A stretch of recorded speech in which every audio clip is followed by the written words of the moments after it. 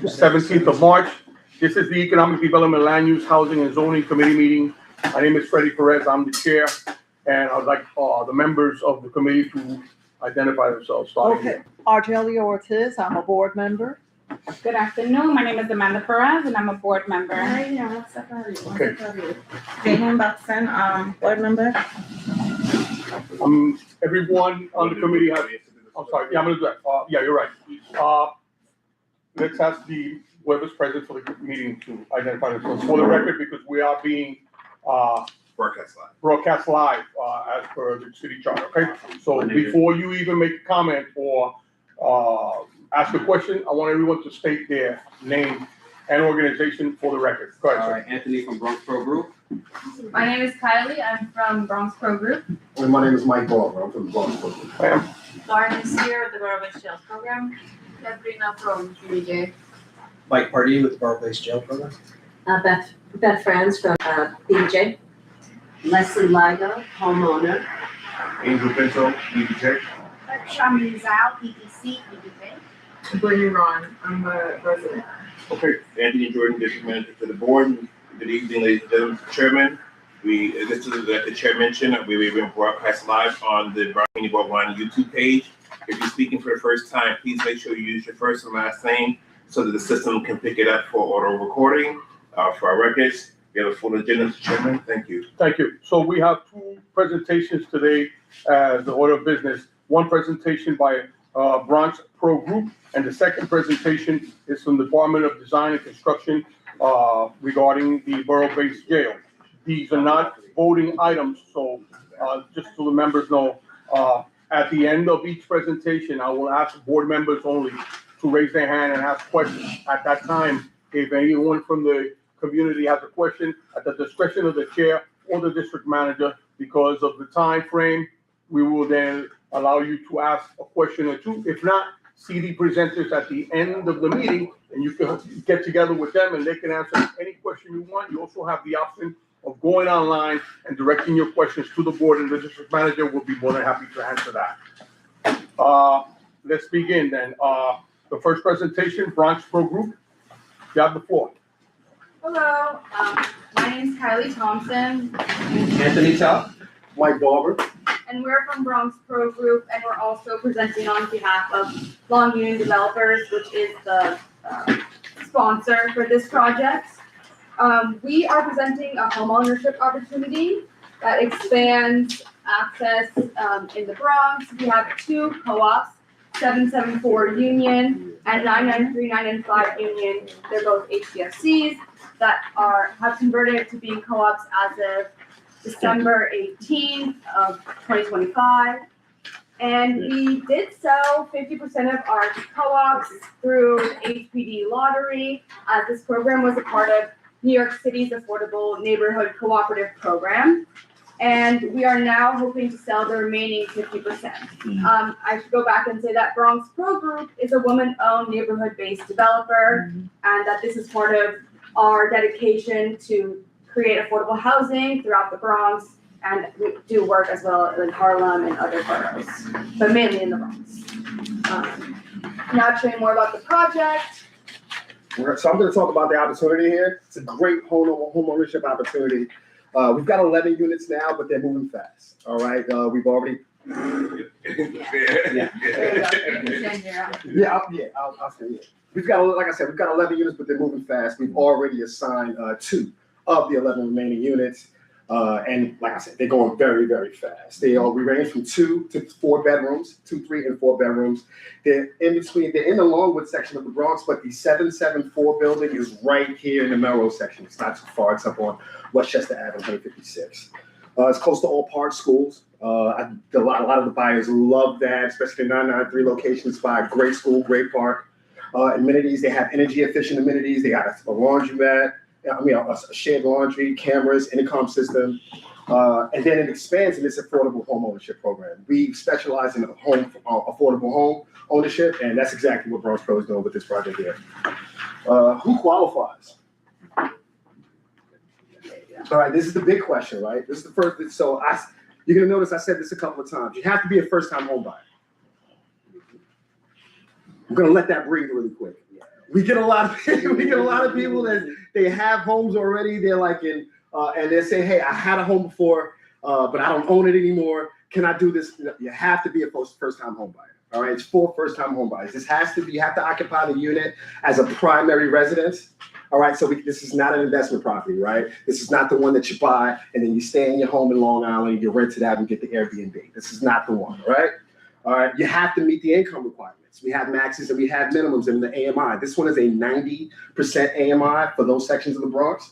And they have to fall under the asset limits. The asset limits range in between 277,000 and 278,000.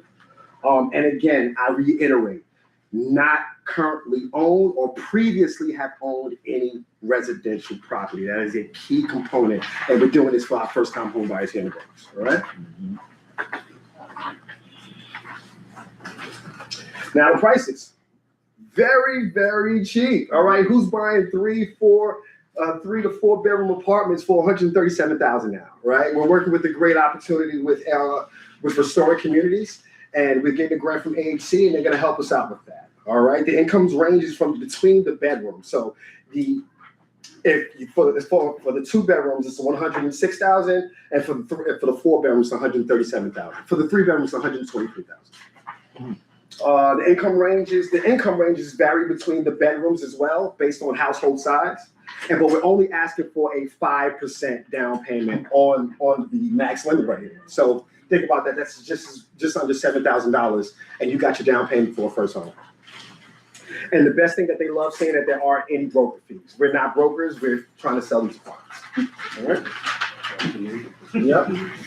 All right, guys, so what I'm gonna do, Anthony Tuck, once again, from Bronx Pro, what I'm gonna do is explain how we categorize the bedroom sizes to each.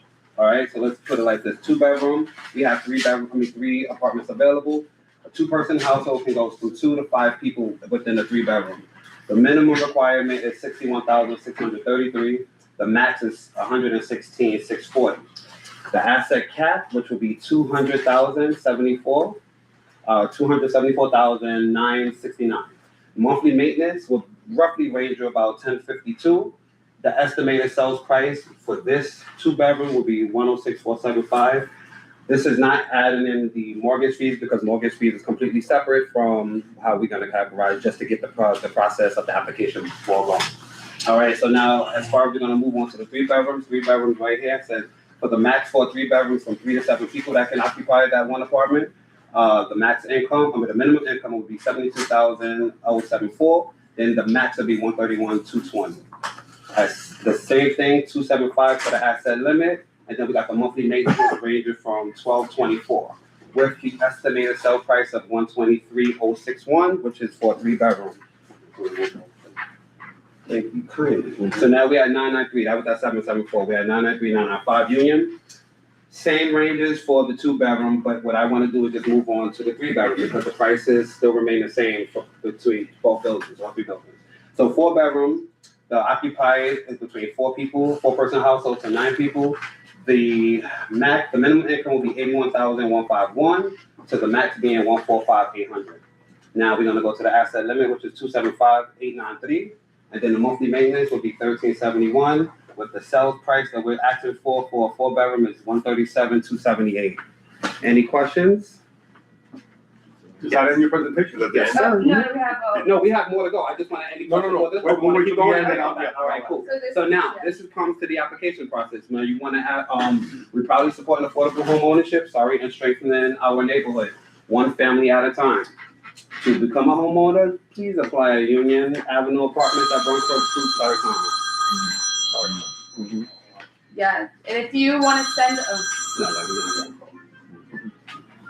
Sorry, apologies. All right. So again, if you or your constituents, anybody you know that are really wanting to own a slice of the Bronx, please apply at Union Avenue Apartments at BronxFoodGroup.com. And that concludes our presentation. Thank you. Board members, Julie, do you have any questions? The only question I have first is, how does, let's say that a person qualifies for a 2-bedroom, Yes. but later on ends up needing only 1 bedroom. how does that measure into? Tell me more. Tell me more. Like, because- there are a lot of circumstances Mhm. where, let's say it's like an elderly couple. Okay.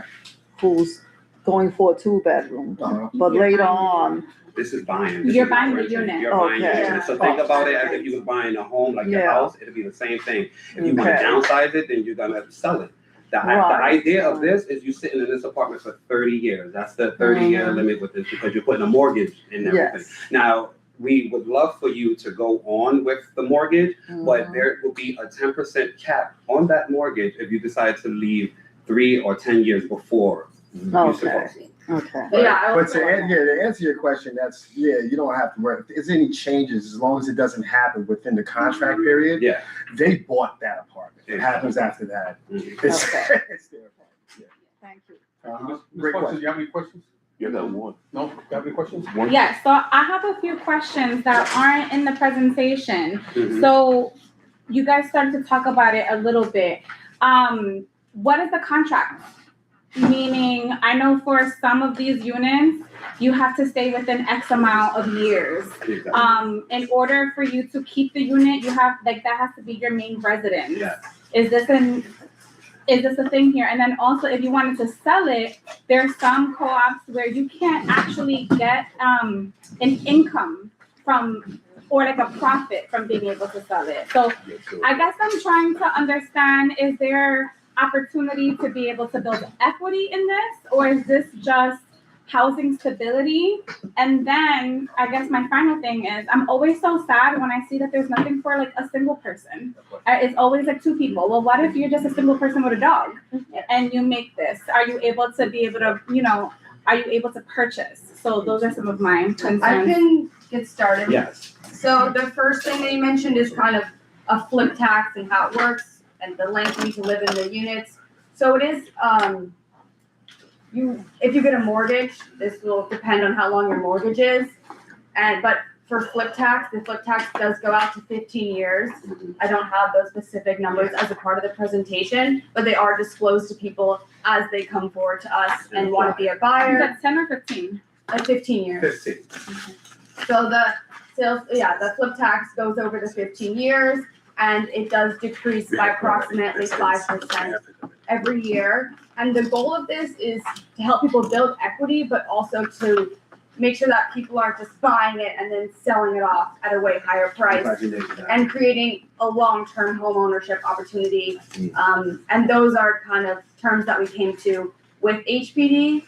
I'll also say that based on the unit sizes, as you can see, we don't really have one unit because this was a previous rental apartment that was then put through the ANCP program. And so we couldn't really change units layouts beyond what they already were. And now we're just selling units as they are, but we do hear you Yeah. about wanting to create opportunities for everybody.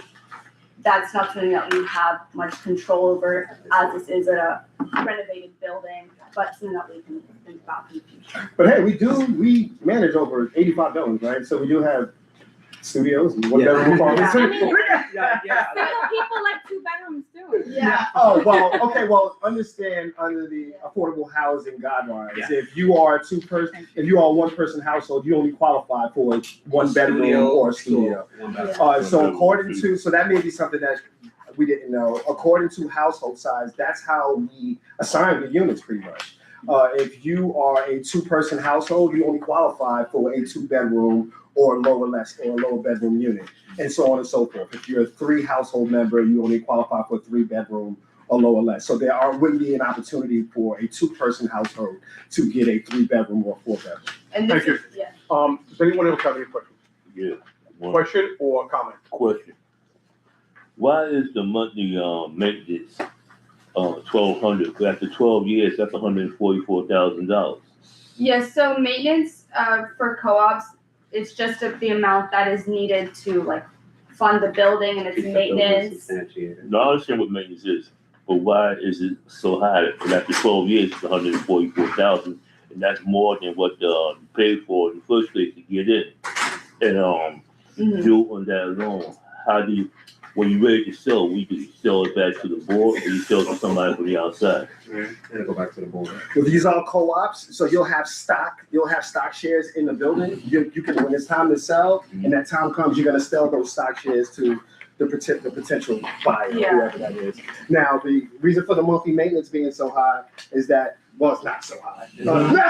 But the reason for the monthly maintenance covers all the maintenance in the building. So how many of us, by show of hands, are homeowners? All right, so those monthly expenses are extremely sporadic for homeowners, right? We decided to keep it at this base, and that covers everything that outside of the dwelling. Anything inside of the dwelling is left up to the tenant, to the buyer. I'll just say that because the equity is also lower, the purchase prices are lower, you have to put more in to be able to fund the units and, yeah. that's- Yeah, that was pretty much it. That's pretty much it. Yeah. Any questions? Wait. Go ahead. So the maintenance generally for co-op includes taxes, utilities, some. Introduce yourself for the record, please. Oh, I'm sorry, Leslie Liga, homeowner, Market. So maintenance generally, but this is new, okay, let me start again. So this is a public or a private co-op? This is a private co-op. Okay, it's not like Co-op City. No. It's Absolutely not, no. Make a profit. Yeah. No. Because in Co-op Concord. City, it's a public co-op and you cannot sell and make a profit. Right. So No, this is private, so you can. Now, monthly maintenance, usually, I mean, it's new, so when I bought my house, we had a tax abatement. It was supposed to be that we didn't pay any taxes, but the value of the homes went up so high that we were paying taxes before we were supposed to pay taxes. So, does that monthly maintenance include the taxes or Yeah. not yet? yeah. There is a tax abatement until December of 2016. So, no, but that is a long ways away. Okay, No, no, so explain that that does again. not include taxes, but it includes what? Utilities, what else? It's- Or does it's- But it? does not include It's utilities. maintenance and hot water and So And Heat. pays the super and the Yeah. heat and yes, Well, yeah. and upkeep garbage. That's what I'm saying. But it doesn't- Heat, hot water. it heat, does. hot water, but not electricity and gas. In your unit. Yes. And taxes too? There's no No taxes. taxes. This property is tax exempt until 2016. So who pays the taxes, y'all, the building ownership, or the There's co-op? no- The property is tax exempt until 2060. Because they're Exactly. improving the property in the Yes. city of New York and the For neighborhood. 2060. Thank you. Another question, ma'am? I basically have the same question she had, for the record, Chanel Washington, I am the NAACP New York State Housing Chair. I just so happen to be coming out of work and was looking through the window, so I randomly wanted to see when I see what was on the screen, so that's why I'm here. So I did have the same question she had in terms of equity and abatements, because I used to be the Economic Development Chair for Harlem CB10. And we do have the issue right now, those abatements. Yeah, 60 years seem like far away, but now what they run into is, as time goes by, certain people get in at different times, and they're not clear that that abatement is there. So will there be like some communication to let people know, because it seems like that communication hasn't been really going out, because people are feeling like they got stuck or tricked into these tax abatements. I can speak to that. So as a part of being a part of the ANCP program, we have to have a co-op monitor when the building transitions and all the units are sold. So you have the co-op monitor and they are responsible for making sure the tenants and the co-op board is aware of these specific implications. We want it to be clear to them. We want the co-op to survive past our knowledge and our ability, so that it does have a monitor and they are aware of the specifics of the project, because we want it to continue. Is there a deadline for application submission? No, we're in open market now. We're open market. So, When they're first on come, the first internet, served. First come, first served basis. Yes, sir. Say your name. Emmanuel, community board member. What's Bronx Pro Group's relationship to this HDFC? Are you all going to be operating as managers? Well, we're there for 1 year until the building is. Selects the board. Yes, the building selects the board. And then the board could select a manager, If they decide to. Mhm. and that could be you guys. It If could they be us. decide to, or they can go with anybody else that they want to, yeah. It's a part of the ANCP program that we, to ensure that, like, we're taking care of the building throughout it being sold and that it's stabilized, that once we sell the units, And then 1 year after we sell all the units, we remain the manager to provide continuity. Exactly. Thank you very much for, Good. wait, you have a question? Thank you, Mr. Chairman. So, walk me through, we have some of these buildings that are go under the city different programs, and there usually is not a lot of technical assistance that goes with to the board, when the board is created and so on, and sometimes these projects don't pan out well in neighborhoods because the HDFC board struggles with how to self-manage or either hire a management company.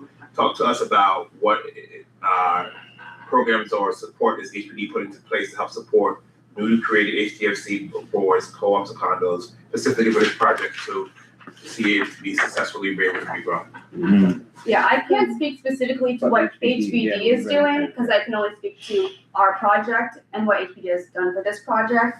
So, as I said, UHAB is gonna be the co-op monitor at the point at which we sell all the units, and at that point, then the board will elect, or they will help the people in the units elect the co-op board. Right. And there are actually, I don't think we covered this, but there are existing tenants Yeah. that live in the building Right. that have taken courses on how to run a co-op. That was one of the things that we have done. You had mentioned you have. Yes, you have did those Okay, classes for gotcha. them as well, and they also will be helping the people that are new buyers. So I think that combination really helps this project out a little, because you have people with a lifelong knowledge. People have lived in this building for like 60 years. That's not an exaggeration. And so they know the ins and outs, and they came back after the renovation. So I think that will provide a sense of stability. As we said, we're going to be staying on to manage it for 1 year after the units are sold. That provides some sustainability. Oh my gosh. Sustainability. And UHAB will be the monitor. So So the monitor for how long again? Because It's you didn't for the cover, duration you didn't cover it in the beginning, but I'm glad we can cover it now. But I want to say that it's that when you have new people coming in, it's different between renters and owners. Yeah. You also and then we have a history of HDFCs in our community that, while best intentions, unintentional consequences happen when you have folks who come in, like you said, people coming in on different levels, different times, and so they have to figure out how to now act as owners. And so I'm very interested in learning more about how we can sustain that, how HPD is continuously making sure if there's, for the ratio of more than 1 year, is working with renters who are becoming owners and new folks that are coming in to still make sure that is happening. It's a beautiful building, a beautiful apartment. Tell me about first-time homeowners. What agencies are you working with? We have a bunch of organizations that are there that are working with first-time homeowners to provide closing costs and other stuff. Are you working with any group that is working to help first-time homeowners become qualified to be able to become to be able to afford these apartments? Like, are you working with Chase? Are you working with That's the how are you doing that? So yeah, as the buyers select the lenders that they want to work with, some people end up taking first-time home buyers classes. All the people that have currently bought. They all take first time. Yeah, they all take It's a requirement. It's a part of their requirement to get their mortgage, so that's the step that they take. And I think that ties to your question too, Yeah. because they are in this process with the lenders. Our primary lender that we work with is PPAC Wealth Financial. She's offering a host of decal incentives, down payment assistance loan incentives, along with what we're already giving What's the them. name of the company? PPAC, private bank and trust. They have a host of decal incentives, and also from the educational perspective, they are doing it. They are required to do the first-time home buying course. We are working with UHAB so that the insiders that were already in there, they're taking those courses on how to become co-op board, and they're taking they're getting that education on how to run the co-op themselves, so that when the transition of them becoming the board members goes into it, they know exactly what to do. Now, for the first year, we're gonna manage it. We're gonna be the board until they're able to do that, and then once we have suitable succession, we'll transition that into the buyers. And then my last question, Chair, thank you for a little leverage, is elevators, non-elevator, walk up? Walk up. Walk up 5-story building. Yes, every single one. That does lower the maintenance. That does lower the maintenance, yeah. It means that there's less maintenance. Less maintenance. too. Thank you, Chair. So one last question. The financial institutions that's handling the maintenance and also, I believe, the homeowner insurance, Okay. that's different institutions, or one institution gonna cover it all? Well, it's a lot of the times the homeowner, the insurance is rolled into the mortgage unless you decided to get that separate, but you work that out with the bank. Yeah. But the question is it gonna be one institution gonna cover all of it, or it's gonna be split among different institutions? 'Cause I remember reading about Jackie Rouse and the difficulty he went to before Freedom Bank was put together. Okay. And now I see the same that's being played out, particularly in New York City, because New York City is primarily a renter's market. Okay. And once again, and they keep on talking about the best financial institutions in the whole country are those who run by the people who have equity in their own real estate. Okay. Grasping that particular concept, it comes back to, is it going to be handled by one institution, or is it going to be split on different financial institutions? Because New York State Housing Authority, quietly kept chasing on step in and handling all the rent. Right. So the answer, and that's a good question. So to answer your question, first off, the rent, well, not so much the rent, the maintenance fee. The maintenance fee is going to be paid to the company that's managing the building, and that's us right now. Your mortgage is completely separate. Right. Your mortgage, that's going to the bank. The bank is going to give you the money to buy the apartment, and you got to pay them back. So to answer your question, they are going to go to two separate places. Okay. Your maintenance fee is going to go to people that's managing the building, and then you're going to pay your mortgage to the bank. My last question, Chair, before we jump is, Okay. you talked about the group, what is the interest rate that group is charging? That's based on your That's credit. based on, So it's credit is not fixed. It's based on your credit. Yeah. Everybody's different. Yeah, how you doing? I just want to make a comment. Cortland Hankins for the Hey, record. Cortland. I just recently went through an experience where our tenant association was able to purchase our building a few years ago. Okay. And we worked with you, Hal, and to the district manager's point, the training was very important, and actually continued training in order to, to just, the transition from renter mentality to an ownership mentality. Amen. Take some time. And sometimes you have to double back. So you have been very, very, very helpful with that. But and somebody who works for a community board, right? I think Mr. Jordan made a great point in terms of when you have steps out where assistance is continually needed. You have new owners come in, new training, and agencies like a community board, HPD, along with the community board, we could possibly track those things or keep a file, knowing that stakeholders and ownership is very important for stability in many ways for a community. So providing the support that's needed when you have steps out, it could be 4 or 5 years down the line. Our agencies here can provide assistance. HPD probably should be tracking that. Maybe a community board. I'm not trying to give Mr. Jordan. Each chapter of every apartment, right? So as soon as a buyer moves out, they have to go through the same process with the new attorney, and the attorney's going to take them through that educational process, getting that first-time home buyer course, getting all those things. Right? So each new buyer is getting the same education as the one that just left.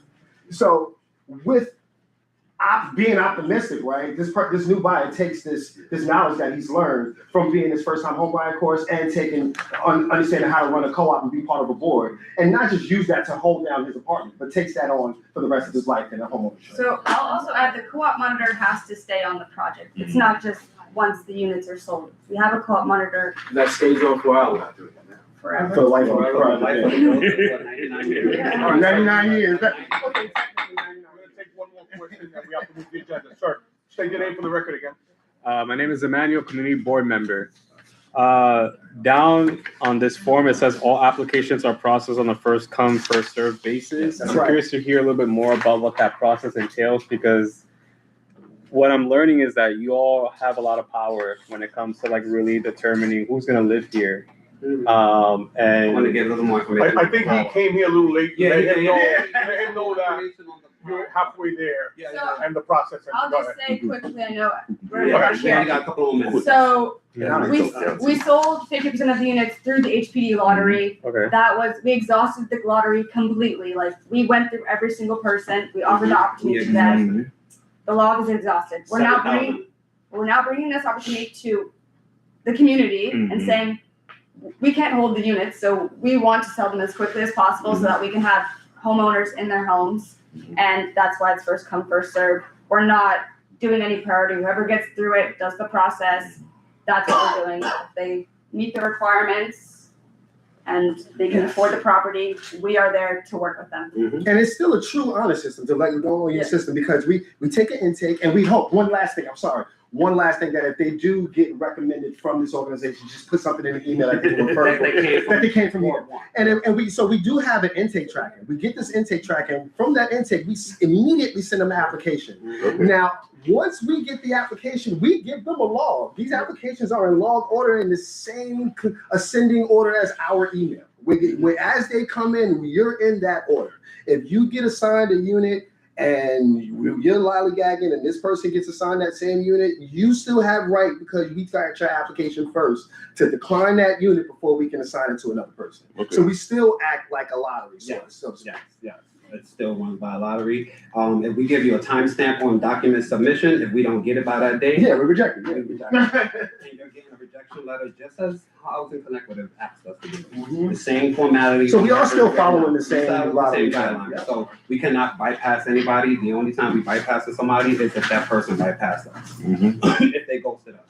All right, folks, thank you very much for presenting. I'd like members of the board, if you have any other questions, please bring them to the district manager so you can forward it to them, and they'll be more than happy to address that. Thank you so much for your time, guys. Thank you. I'm reading the flyers here. Yeah, we got the flyers here. We're now going to move into the second part of the, are you members? Oh, No, and they run Can that. yes. Okay, I'll give it to you.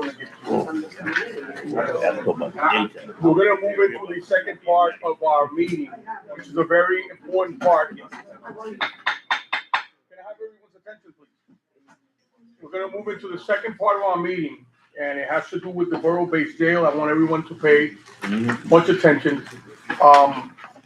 Hold off your questions to the end of the presentation. Understand that we've been meeting here for years regarding this project. So most of this has already been voted on. This is not a voting item. I understand that they're here to give us information and update us on the project. This is a very hot topic for years in this board. I will be here for the next 25 minutes. At that point, I will give the meeting, hand it over to Mr. Jordan. I want every board member to be very respectful to each other. You can have a difference of opinion. You can have a difference in how you feel about this, but you can't disrespect the rest of the community and the rest of the board members that are here, because you differ from what's coming and what should have been and what should have happened. It's done. You have every right to be angry. You have every right to ask questions at the end. Ask questions, not comments. To the members of the community that are here, board members have priority to ask questions first, because of the interest of time. If the district manager or I at the end feel that we've gone over time and we don't have sufficient time to address everyone's questions from the community, we will be able to afford you the opportunity to hand those questions over to the district manager, or you can meet the presenters after this is over, and I'm sure they'd be more than happy to address any questions you want. Is everybody here understanding how this is supposed to go, right? Yes. Very good. So presenters, please, you have the floor. And please, when you speak, for the record, please state your name and the organization you represent. You have the floor. Sure, thank you so much. Good evening, everyone. My name is Lauren Messier. I'm the Public Engagement Manager for the Borough-Based Jails Program on behalf of the Department of Design and Construction. We are joined here tonight by representatives from the DDC, Department of Design and Construction, that is responsible for designing and constructing this facility. We also have representatives from the Department of Correction, our sponsor agency, and we have representatives from the design build team that we have selected and brought on to actually do the design and the construction. As Mr. Perez was just saying, I understand there's always strong feelings about this project, and we're happy to take everyone's questions at the end. The decision to move forward with this project and the decision about where it's going to be located were made and solidified in 2019 by this city planning universal land use review procedure action. So that was set, and the team that's here tonight is here just to present about the design. We've been working towards this for a number of years. First clearing and preparing the site, which was the former Bronx Tow Pound, in preparation for this project. And for about a year and a half now, we've been working with the design team that's here tonight to move forward and detail and illustrate this design. We've had a long process of engagement with the community. Larry's gonna go through this in more detail, but we've had 4 different open public workshops where people could come, engage with the designers, hear about the design, look at the model, interact with it, ask questions, and provide feedback. And we've also met with this board a number of times. We've gone through the Public Design Commission conceptual and preliminary review, and we are here to you tonight to present the final design that's gonna move forward for review and approval with the PDC for their final design, for final design approval, and then move forward into construction. And with that, Larry, I think I'm going to turn it over to you to show the design and to also show you how community feedback that we've received over the last year and a half has all been incorporated into this design. Thanks, Larry. All right. Thank you, Lauren. Good evening, everyone. My name is, yes, my name is Larry Gutterman. I'm with Urban Architects, a firm that is a member of the TRG Transformative Reform Group Design Build team. We're going to give a presentation tonight, an update of the design of the building and of its community engagement status. That is similar to the presentation that we gave a week ago at the 4th community engagement meeting that we've had on this project. We'll review the community engagement process status, the aspects of the design, and then lastly, an update on the community hiring status of this project. Community engagement, we have gone well through the process, and we're in the last phases prior to making the final submission to the Public Design Commission, as was mentioned. So we did all the workshop for last Tuesday at the Sobro Social. It was well attended, and we thought it was a successful evening overall. We're before your committee tonight. This is our 3rd meeting with you, at least the 3rd that I've been to during the active design build process that is since award of the project. We met in March of 2025. We met again in late June 2025, and we're here this evening. This image graphically shows what I just described. So as we've moved the green to the right forward in the process, we've come to the point where we're actually seeing some initial construction activity beginning at the site to prepare it for the construction of the foundation of the building. We are on the verge of submitting to making the PDC final submission as I mentioned. Had the community engagement process going for some time in this project. Angel Pinto is with us tonight as the community construction liaison. There's been, I think as you're aware, more activity on the site and therefore more outreach and engagement with the community. The website, regular notices about activity continue to be an ongoing occurrence.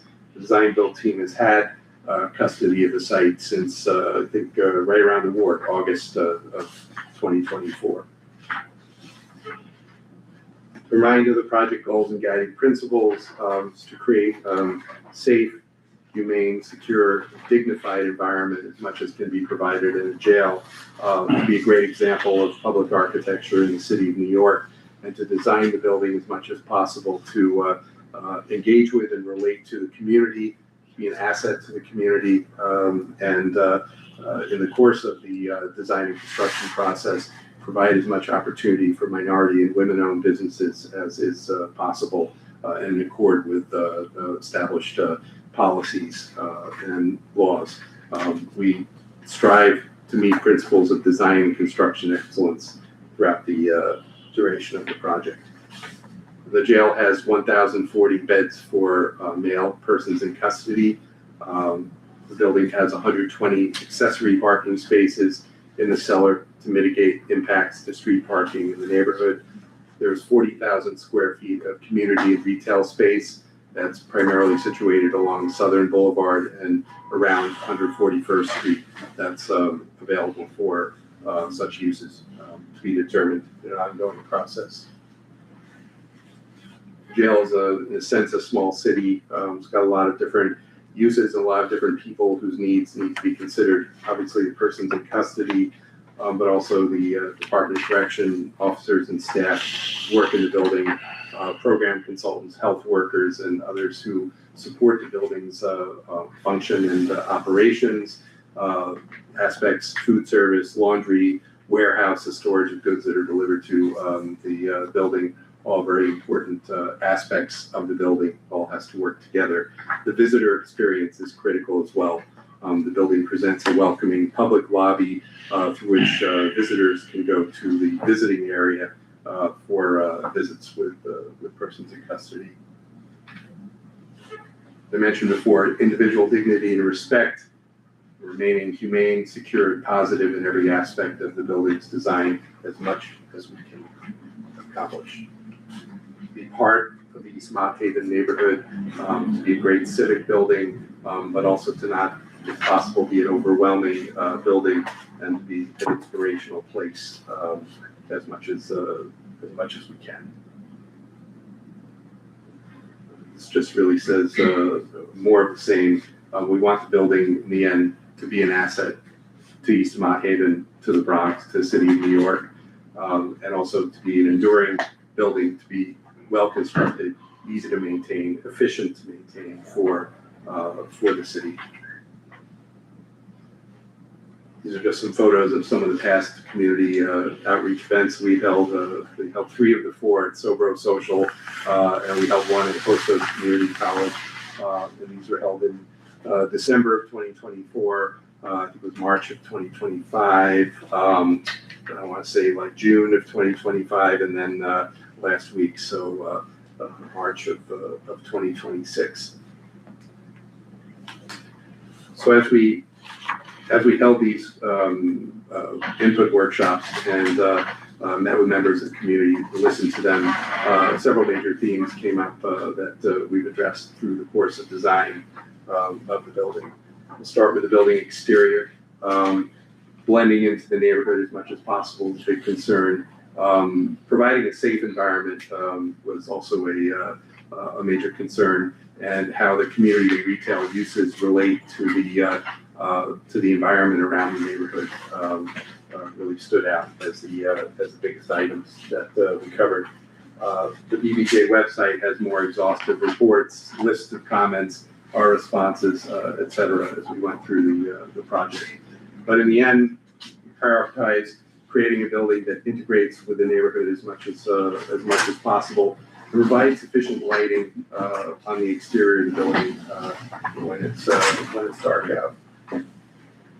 These are updated images of the design of the building. Its overall form is similar to what we presented before. There's a large 3-story base that pretty much occupies the entire site. And then a tower structure above it. That's where the housing units are located in the building. The views, particularly the view on the upper right, represents a refinement of the design. We have another rendering as well of how we handle what we sometimes call the podium or the base of the building. So this view from 141st Street wrapping around to southern Bruckner Boulevard and then Southern Boulevard shows this, what we call a primary community entrance, which is at the southeast corner of the building.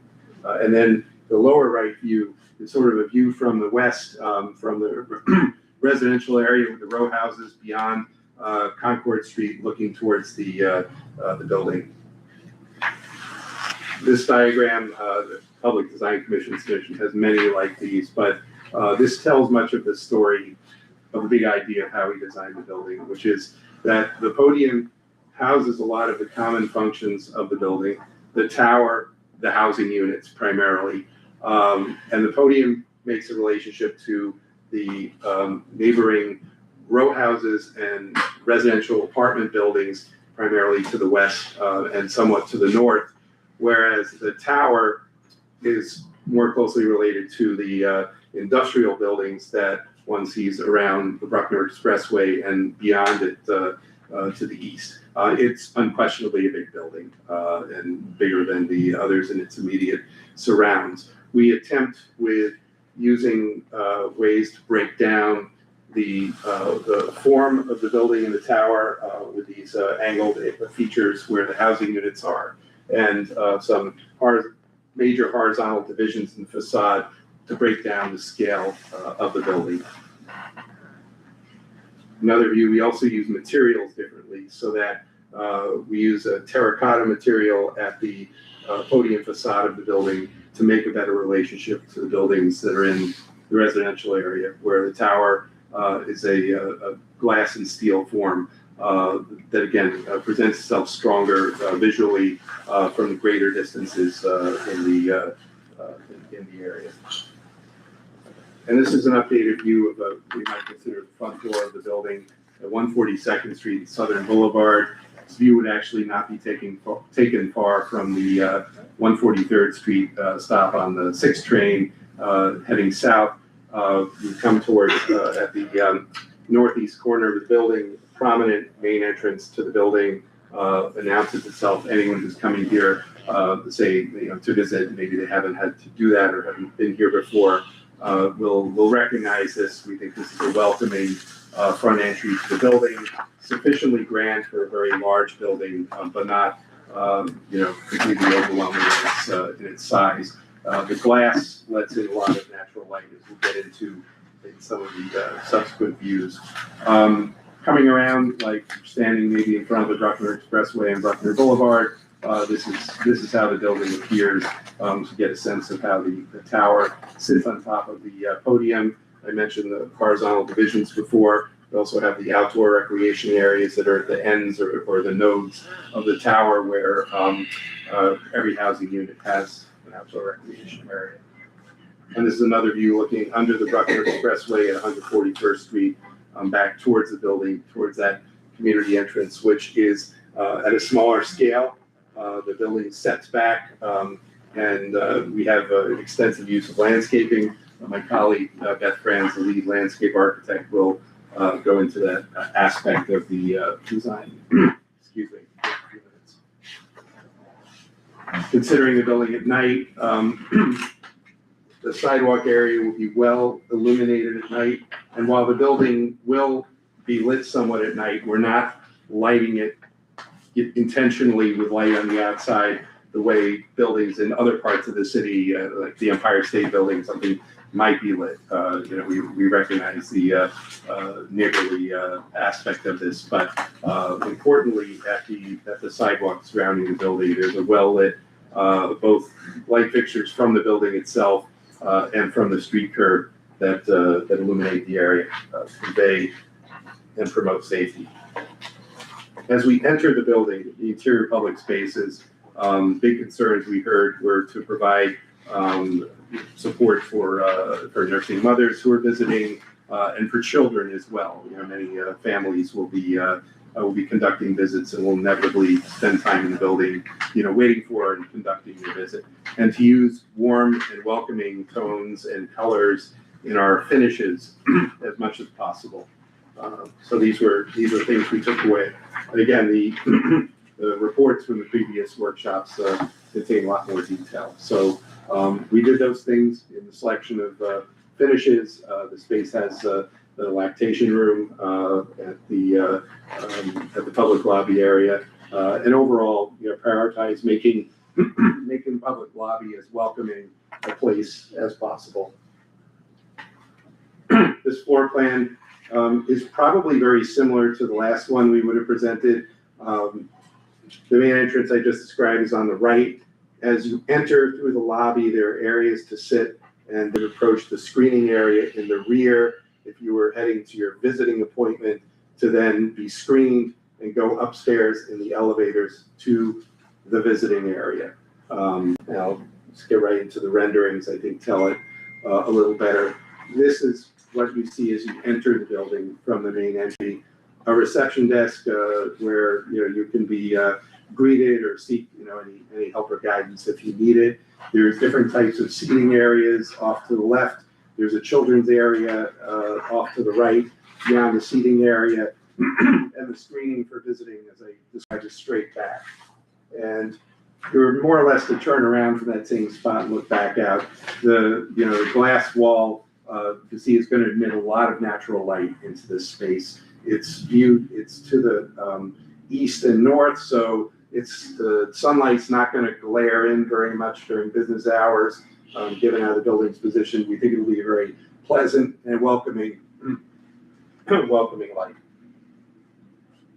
As you proceed further in, the children's play area on the right, again, easy to use, but if the kids want their own area, maybe a few toys and games to keep themselves busy while waiting is happening.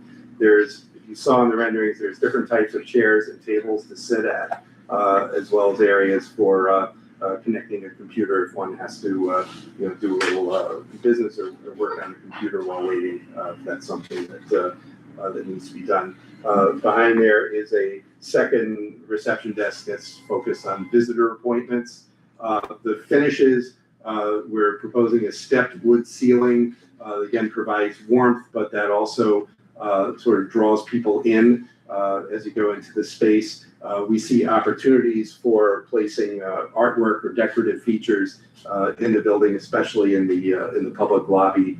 There's a separate concurrent percent for art process with the Department of Cultural Affairs that is underway.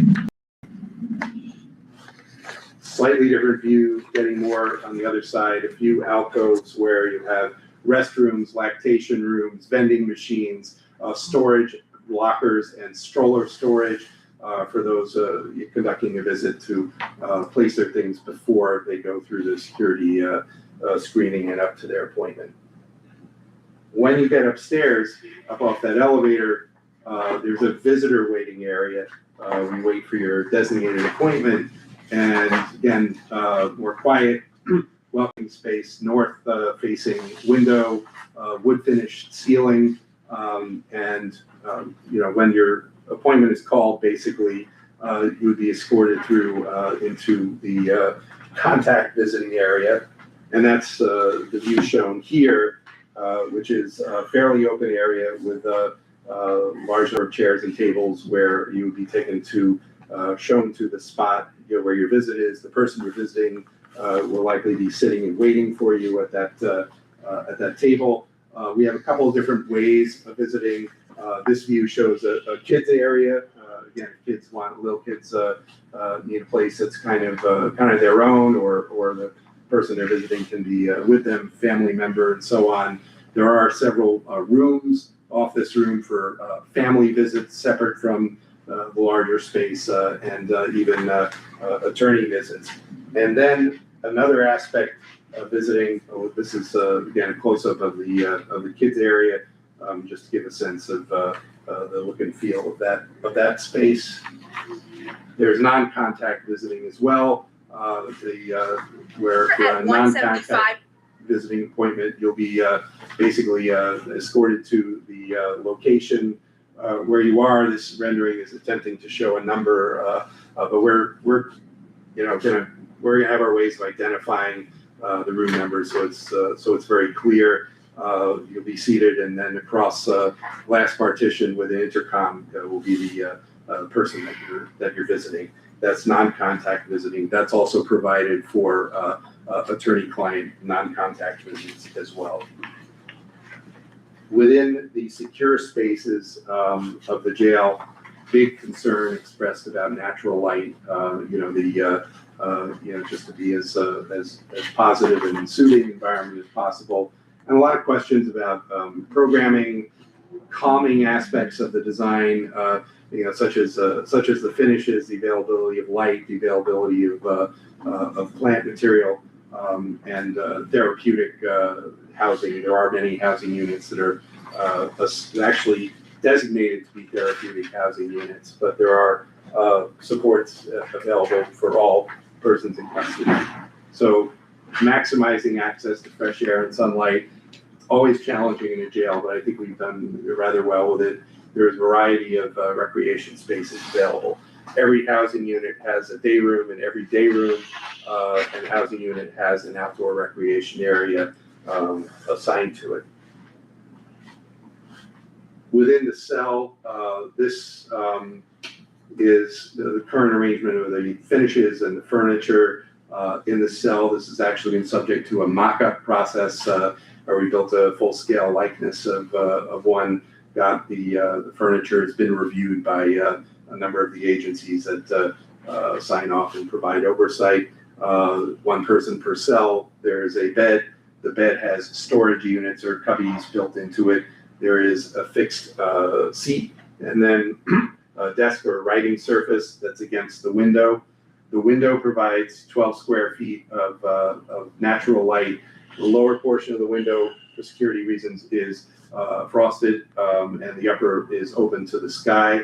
Similarly, the view on the right, which is more or less turning around and looking back, separate sink and lavatory and water closet, toilet, and then the door to the cell has a window which helps provide light into the day room that is part of and is also an important security asset.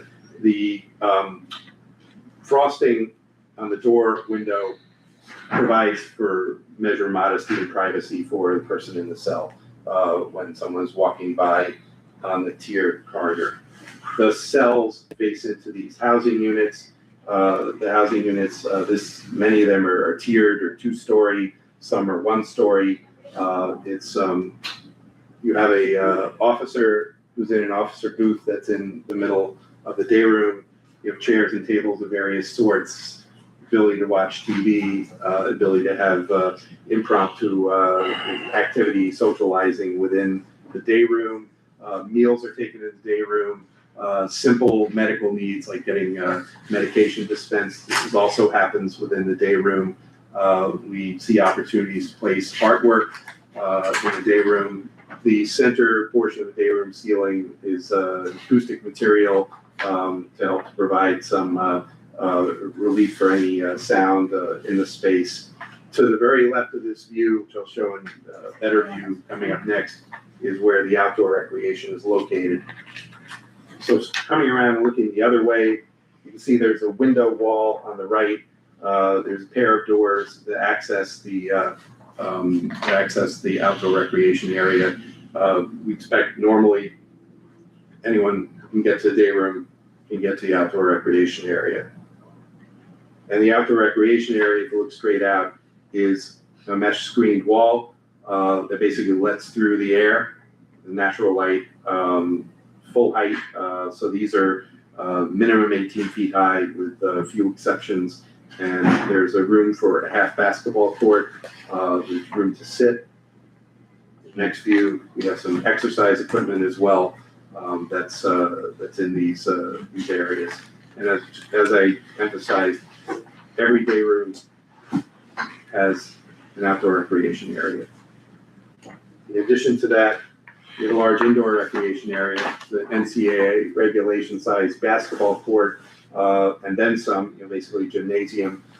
There's room for people to play, there's room for people to sit and watch, and there's natural light that comes in, again, from the north side, so very pleasant and soothing.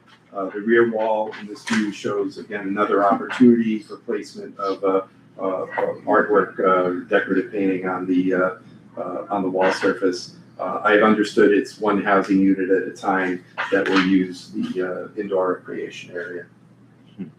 Another feature, there's lots of programming in this building. It's educational programming, it's vocational programming.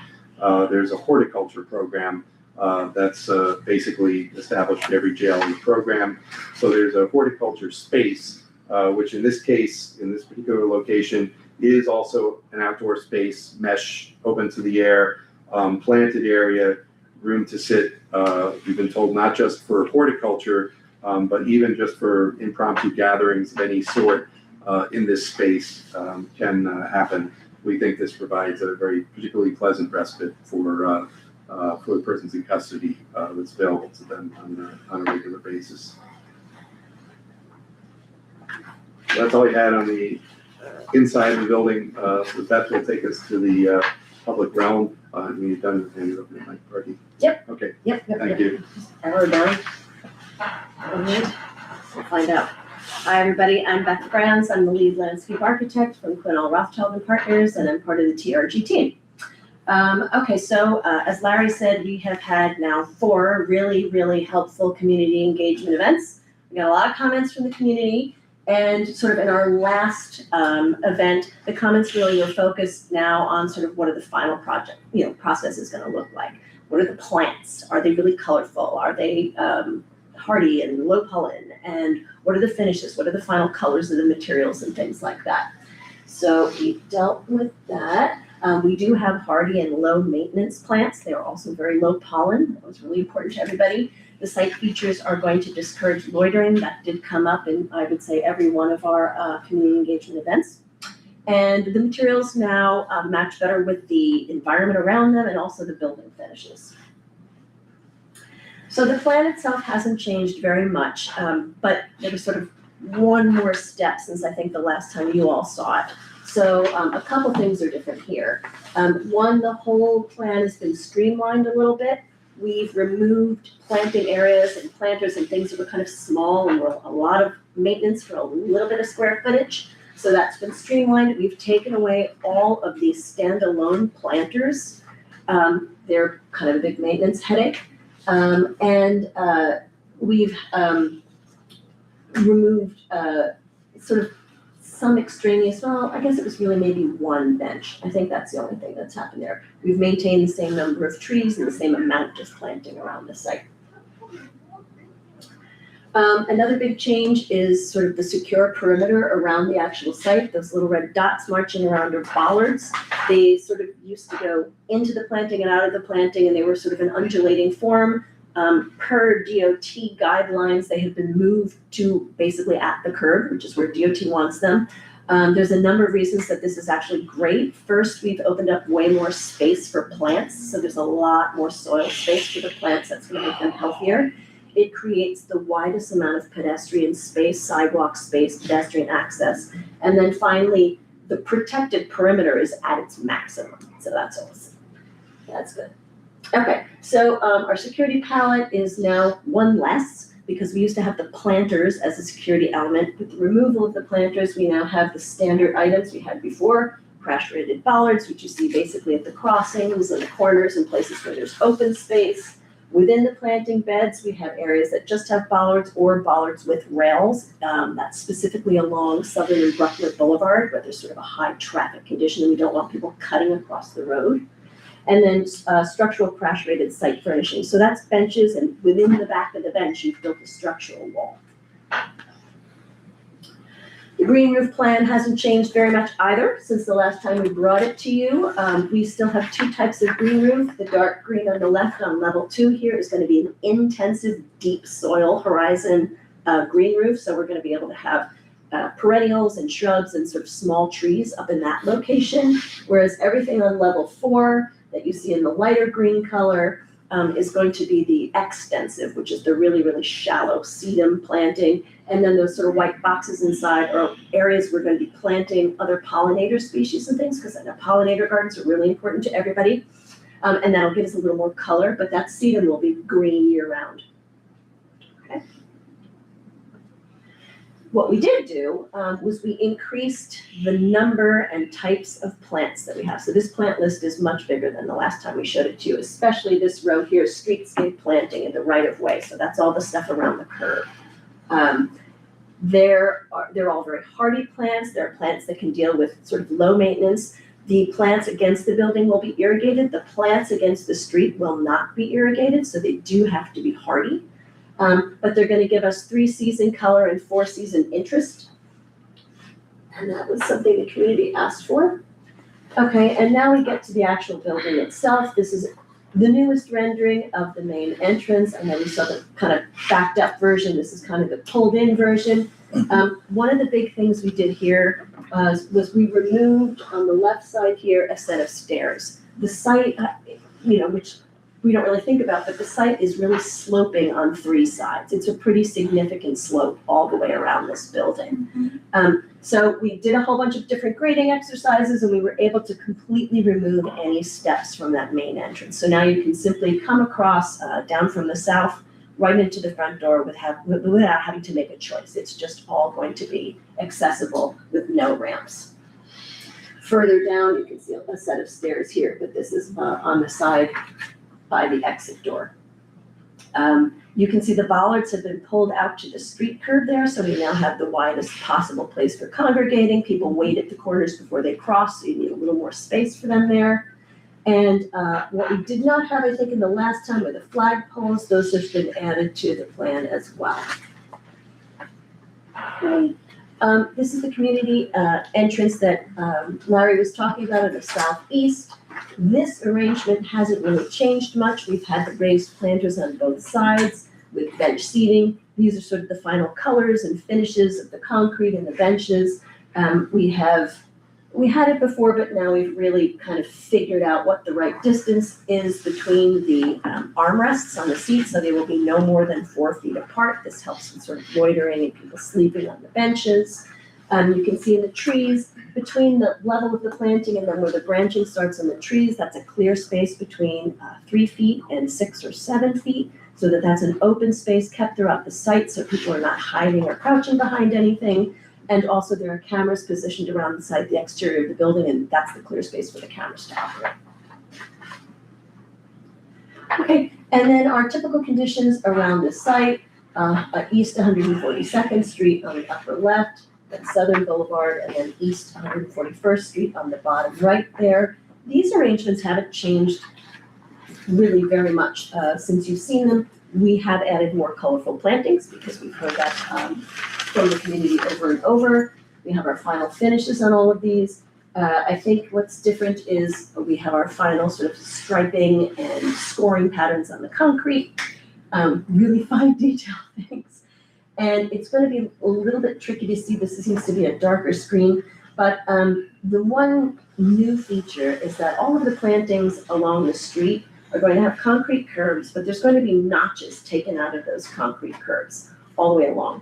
And the reason for that is because, again, with this steeply sloping sidewalk, that's going to funnel all that rainwater that's coming down the sidewalk into the planting so that we are providing some sort of irrigation, at least when, Mother Nature cooperates. So we're dealing with the storm water and also helping to irrigate the plants. And I think that's all I have. Mike, you're up.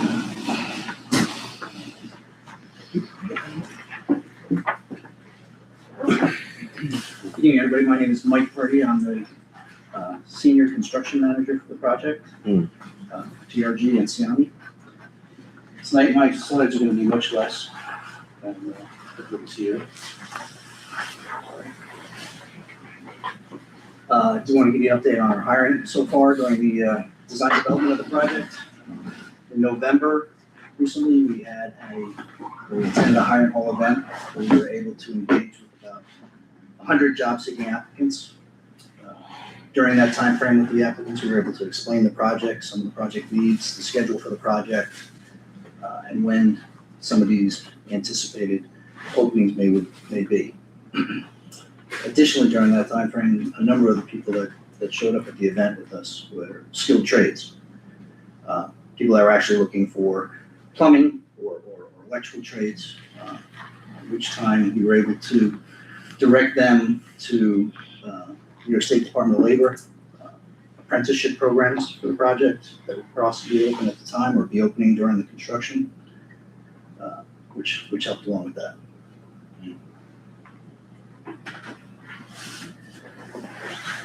Some of our next steps obviously will be to continue our collaborative process with Small Business Services, the Workforce and Career Center.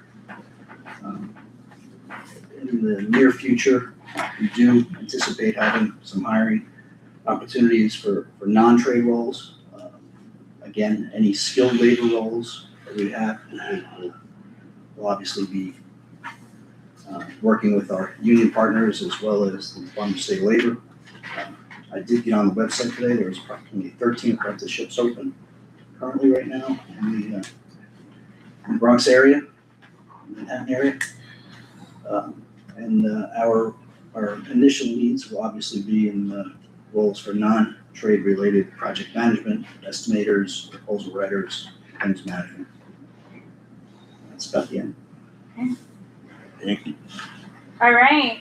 And Thank- one last thing I just want to mention, sorry, just very briefly before we get open to the questions. This program is also participating in the Percent for Art program.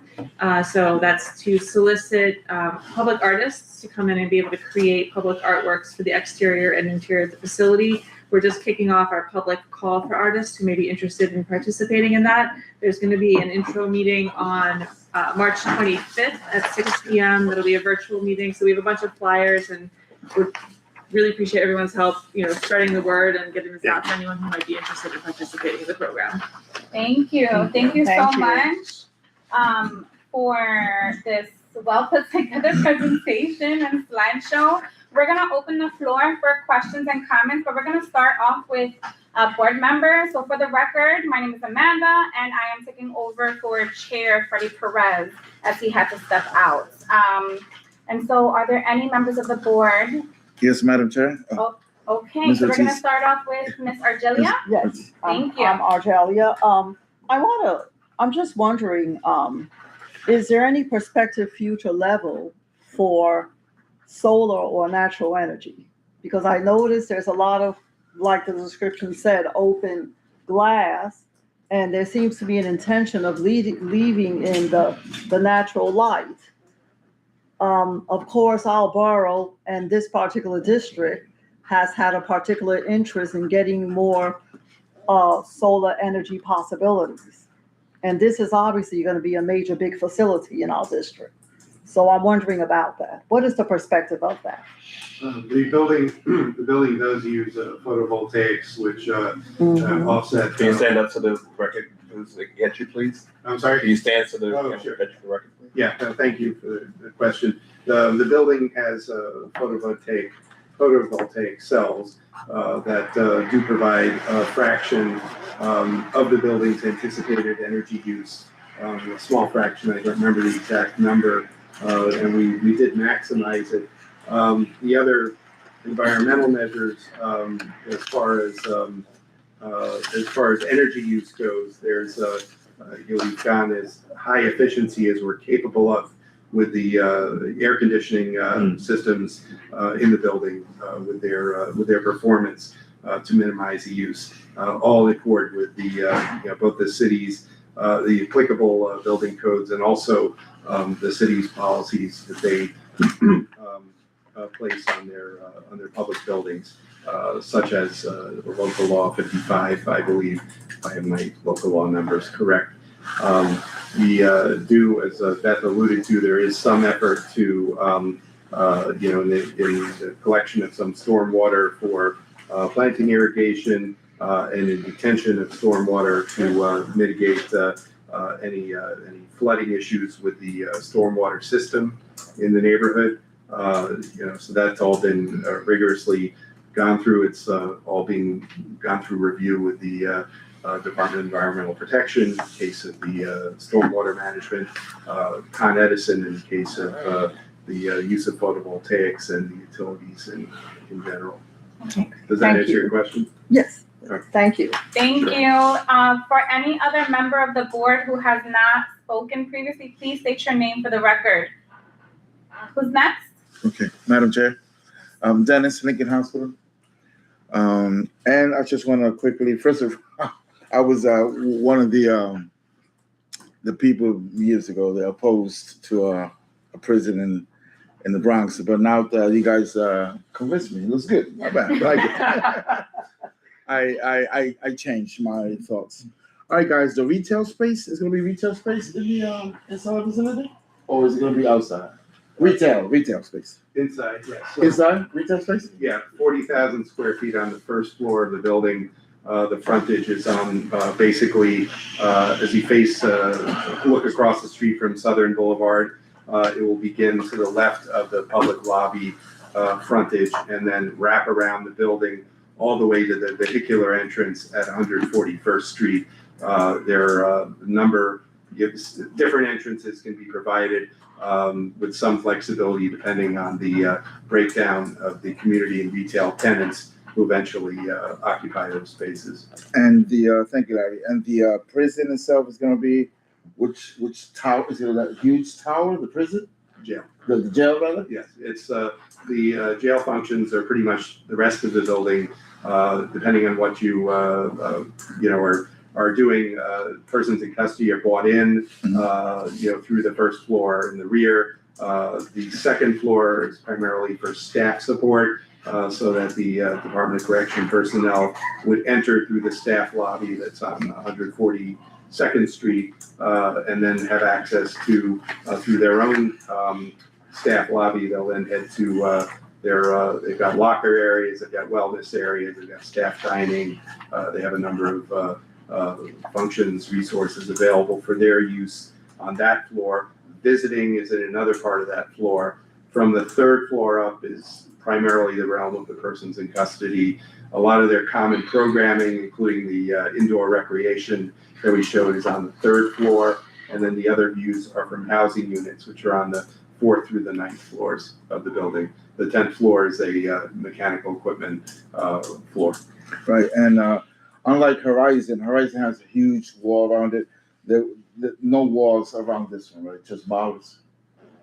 Verizon across the street? Yeah, Horizon, the juvenile. Oh, yeah. No walls. So the site security is driven by assessment by the New York Police Department, working with the city government to establish what level of protection the building needed as a government building, and they're designed with that in mind, the type of issues or threats that it might face. And that's what drives the placement of bollards around the building. Thank you, Madam. Thank you, Madam Chair. Good question. JD and Buxton, I didn't see any images of any dining areas where they would eat or anything. Like, I'm not sure how inside of jails are supposed to work, but I didn't see any eating facilities. And then you referenced recreational spaces, but the only one I saw was a basketball court. And then also with the beautiful plants that you are gonna have, who will be taking care of those? And if it is the inmates that are being housed there, is that a part of their programming? Are they gonna learn agriculture work? How is that gonna be implemented? I know the plants and stuff were from the community once, but it's how is that gonna be incorporated to the well-being of the people who are actually housed there? Can you address the first two questions? I think so, yeah. Okay, so the yes, the regular dining by the persons in custody happens within the day rooms. That is, the food is bought from a central kitchen food service area up to the respective housing units. It's actually been a big topic of discussion in the design, the logistics of moving the number of trays in the carts that can keep the trays warm. And do it 3 times a day and do it to every housing unit and not overwhelm the building's circulation, although we're pretty sure it works. But in the day rooms is where the food is served and then taken from there back down for the next meal. For the staff has a dining area that's theirs on the 2nd floor.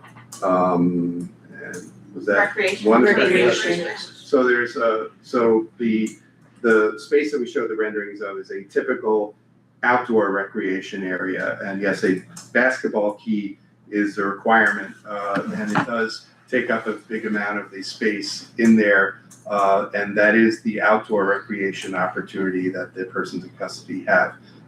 In terms of the programming in general, as I said, there are a lot of classrooms, vocational, driving simulator, music that are part of the programming of the space, and the resources available to the persons in custody for the time that they're there.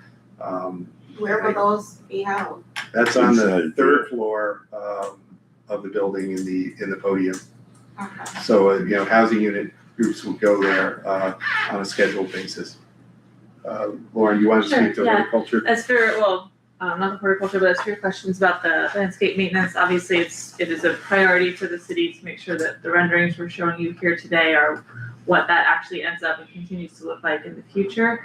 Ultimately, the Department of Correction is responsible for maintaining both the facility and the landscape around it. DOC may opt to partner with a third-party entity. It could be a business improvement district or another entity to help maintain that landscape, and that's something that will get figured out as we get further down the line, a little bit closer to opening the facility. Brittany, would you like to speak to, as our representative from DOC, the programming opportunities for the people in custody and educational opportunities with that horticulture space? I'm Brittany Green, Deputy Director of the Borough-Based Yields Program. And you asked about the horticulture, so horticulture is one of the programs that we do offer to people in custody. And yes, they will learn how to plant different types of plants, and also different types of spices, just learning how to plant things and upkeep them. And yeah, so that's part of the programming. And it's a particular program, and whoever is interested, they'll be listed, and they'll have access to that program. But it'll only be for those who are taking up the horticulture program. Okay. Can you say your name, please? I'm sorry, Leslie Liga, homeowner. Stand up so they catch you. That's all. Mr. Right there. Stand. Oh, Leslie Liga, homeowner, close vicinity, 2 blocks from where the jail will be built. Now that's a flood zone where the jail's being built. So I'm assuming you, in the design, in case of flood, or I don't know if there's corrections or design, the safety of the detainees have been taken into account. Okay, and Is that a yes? Is that a yes? Yes. Okay. okay, and again, I live in the neighborhood, so I presented this to people in the neighborhood, and thank you for the food, by the way, from the last meeting. I gave it out to the community as I went home. I was enlightened by someone from the community who has been detained, who has been imprisoned in and out for many years. And the person asked me, I don't see a plan for a dormitory.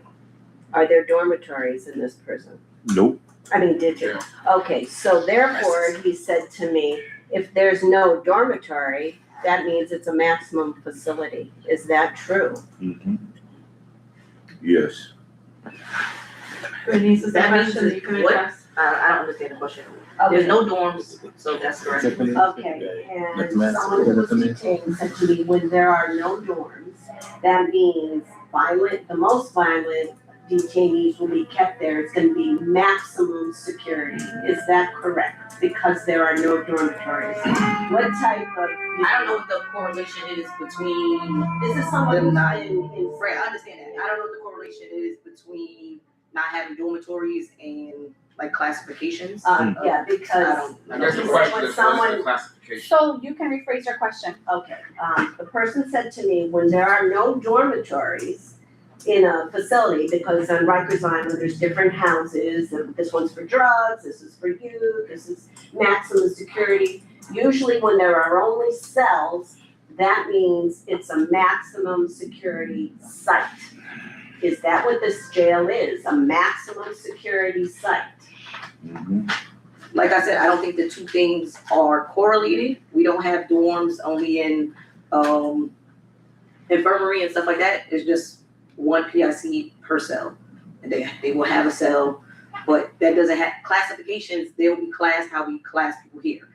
It's based on age, it's based on their neighborhoods, it's based on the crimes they are suspected of committing. So I can't correlate the housing or the Because that's what they dormitory do with. inside, he said. And Brittany, That just is to clarify, maximum. so do you wanna ask what classification will be in the jail? Yes. Ask. Yeah, what is, so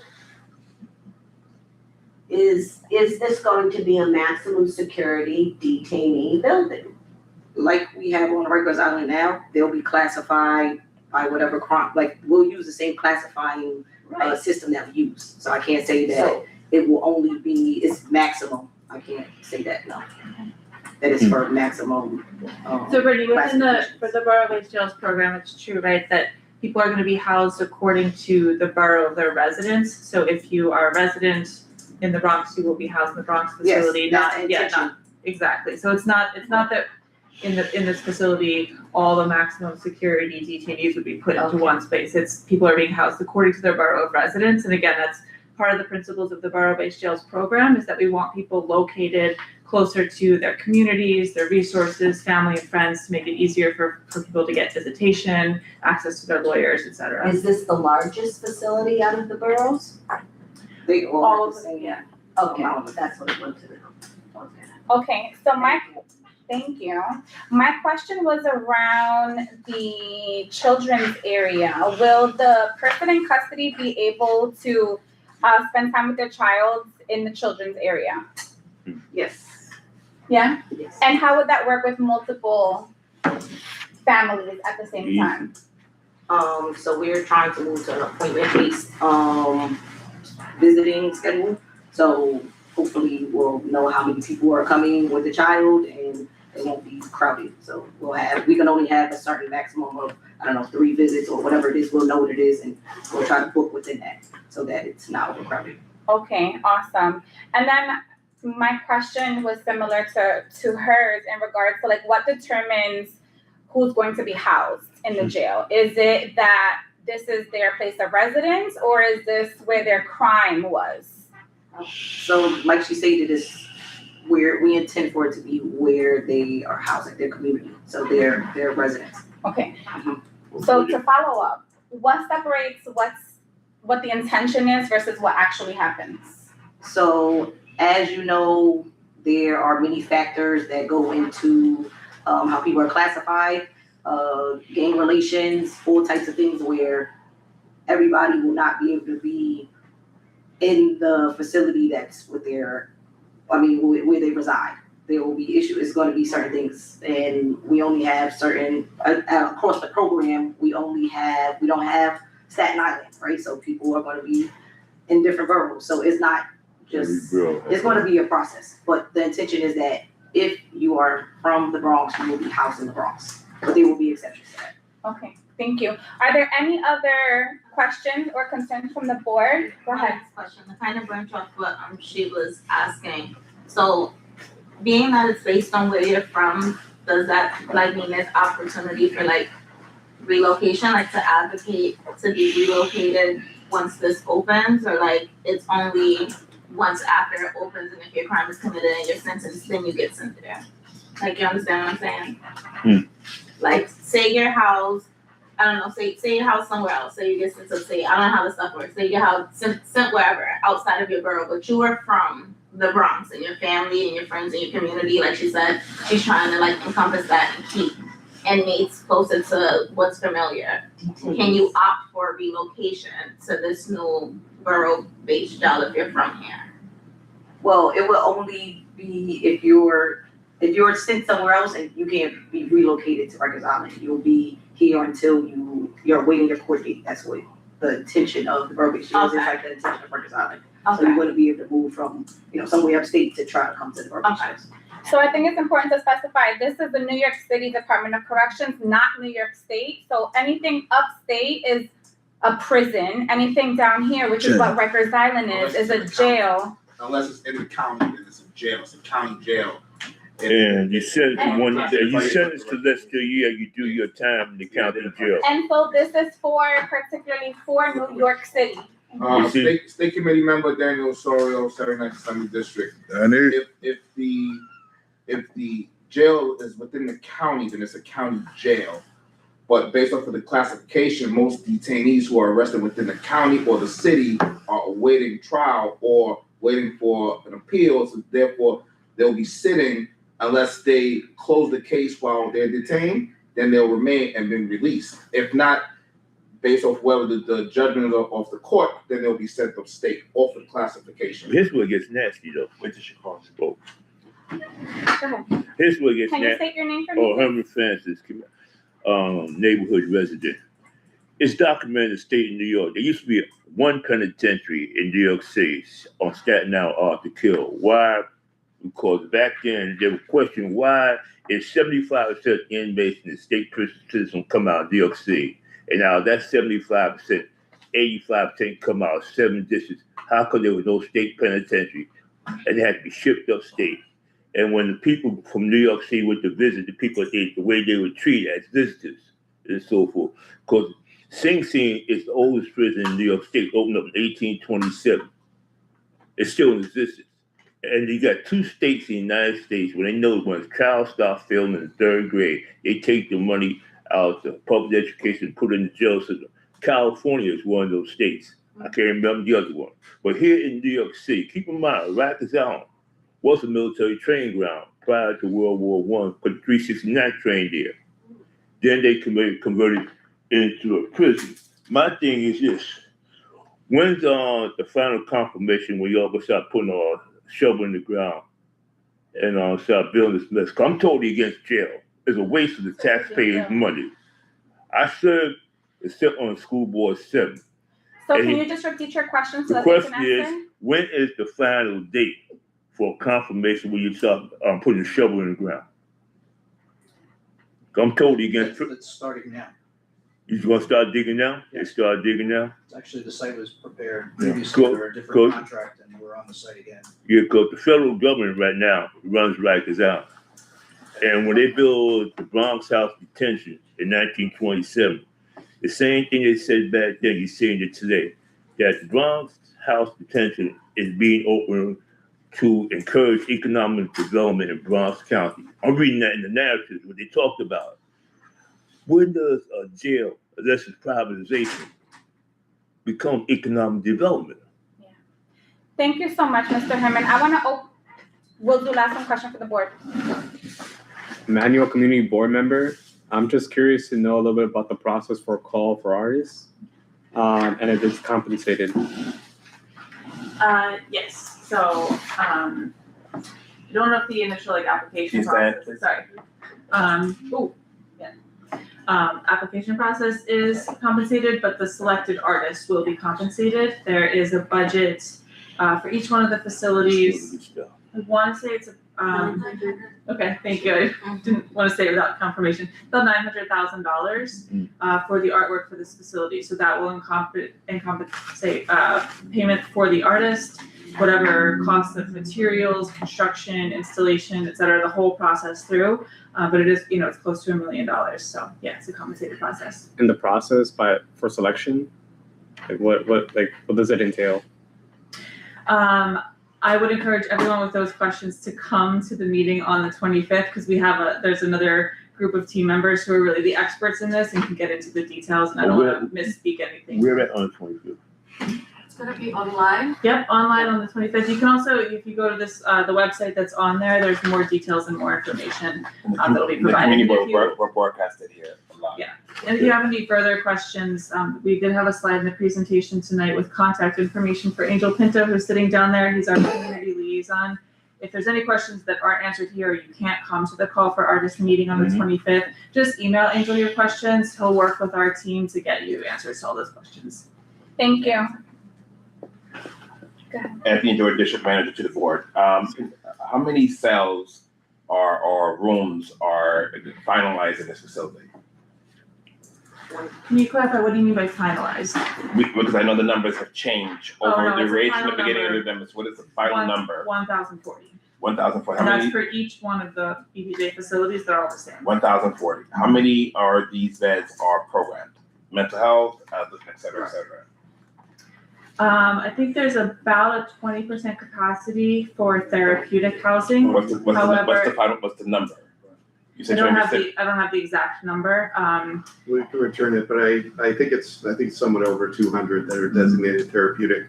And then there's 60 units that are designated what's called special management. What's the definition of special management? I'll give you the more exact definition. I don't know, Brittany, if you want to take that one. But what I do just want to add, in addition to the therapeutic housing units, every single bed in this facility will have access to medical and mental health care on the floor within the housing unit.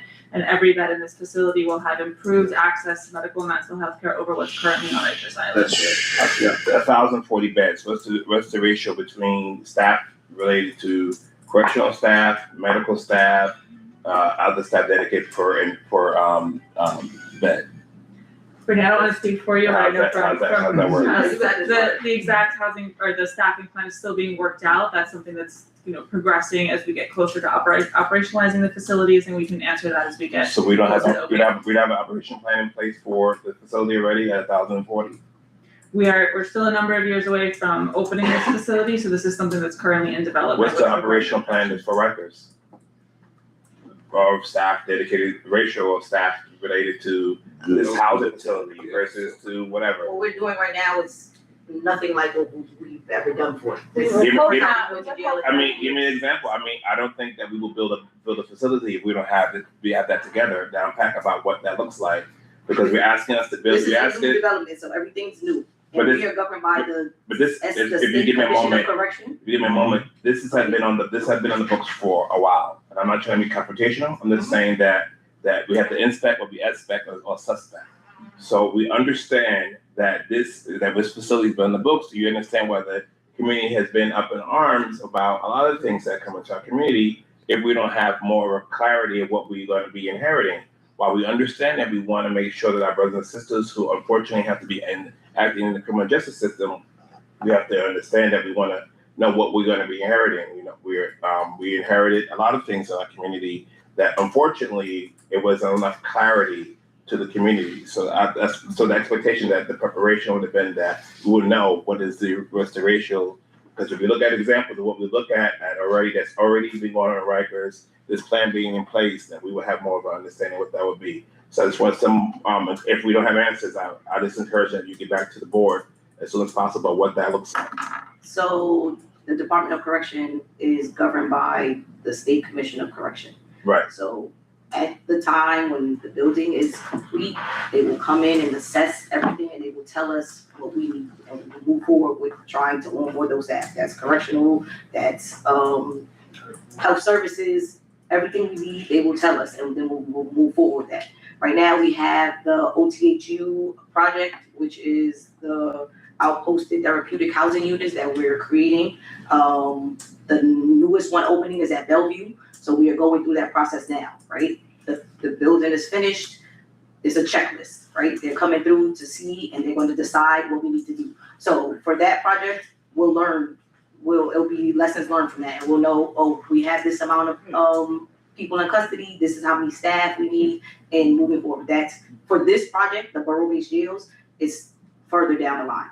So, to my understanding that we already know the formula is what it is from the state, right? As you're saying, we already know. They come and assess. They come when the building is built. They come and assess. There's an idea what the formula is. I mean, there's a formula in place for Rikers, correct? I can't compare this to Rikers. So.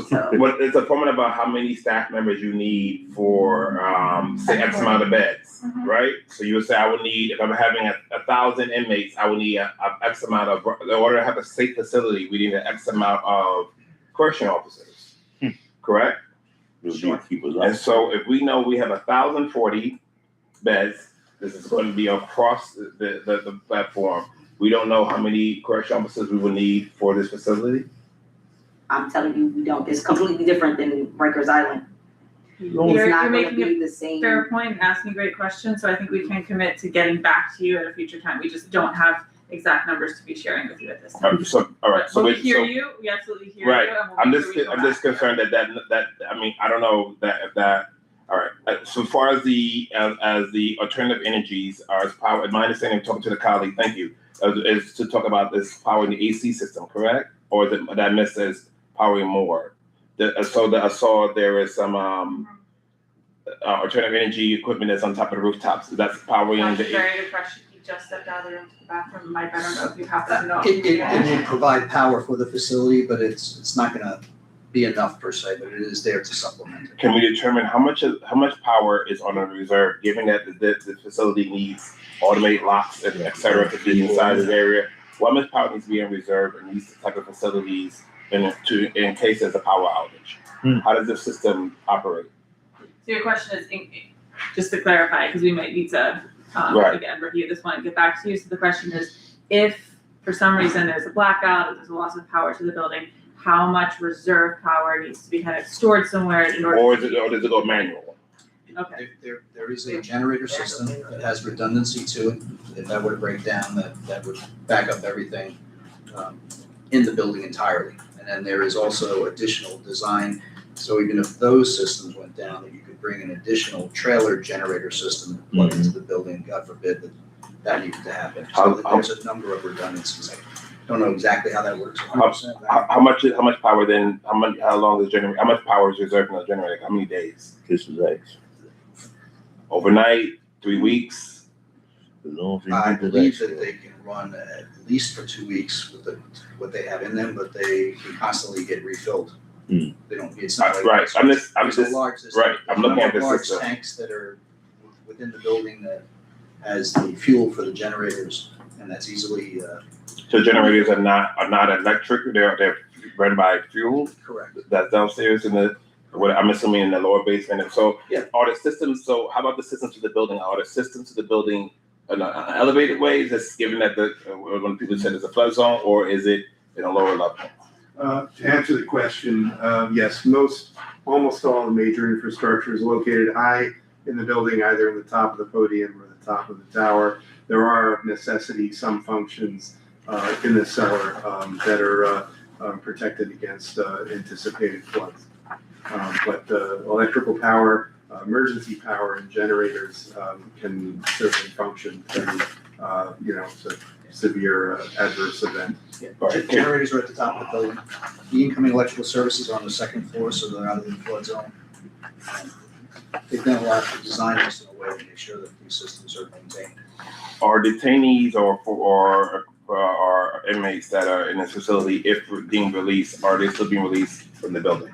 Yeah. Yes. Are they being released? Would it be, if they deem released, if the judge says you are released, are you being released from the building, or are you released from the jail? Or from the courthouse? Released from the building. Oh, I don't know. The I building- can't say, I think it's two different options, so if you go Yeah. to court, you could be released from court, Correct. or you could go to court and never go back to the jail Right. again. Or building- you have the a building release is date and you've designed- been assigned a date, you can be released from the facility, so it's both. The building is designed to release people in the building. I don't wanna cross the question, I'm sorry, thank you, I'm sorry. So you get, it's just something the chat recognize you. Okay, would that, because it seems as if the footprint of the facility is community friendly, right? With greenery and chairs and benches, in the event that a detainee is released, right? Kudos to him. But then the interfacing of a community person, is that something that we're trying to introduce to the community?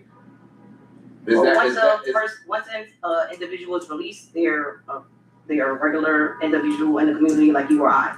But we will work with NYPD to make sure that everything is safe and make sure Yeah. the neighborhood is safe. But individuals are back in the community, just like you and I are. So they are no longer in custody. But we'll work with, like I said, the locals to make sure that it's. Retention's an issue in the city.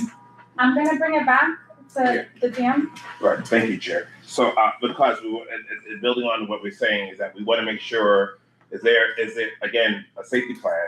What happens if a person releases if they're deemed a sexual predator, if they're deemed as someone who has hurt children, if they're deemed as someone who is with the most highest crime, or gang affiliation? We understand in that area, we're in a community, you may have one set versus another set. We don't want to set someone up to be, God forbid. So that's why I'm going into the question: is there a safety plan in place where how inmates are released from jail, or either the facility? We don't expect for it to change how it's done now. They'll be released like how they were from Rikers Island, or they'll be released from court if that's the situation. But like I said, being that it's in the community, we will work with NYPD to make sure everything is done in a safe manner. But we'll have to help evaluate what that looks like, because we want to make sure that our community is safe, but also the inmates are safe. That isn't, so unintentional consequences can come from not having having a contingency plan or more of a conversation with community about what that looks like. I think a lot of that has come out in the conversations we have had about where inmates are being released from, especially because you have a community that has been impacted by the highest level of the criminal justice system, the Diego Beekman houses in the area, where we have to have several levels of law enforcement have to basically clean that community out, and it's still suffering from criminal justice issues. This is why there may have been some opposition in the past, and so I would love to learn about what more of the department, because I'm assuming you guys are working what the department is doing to talk about that, to ensure that the community feels safe and that the inmates and the families from retaliation or other instances like that.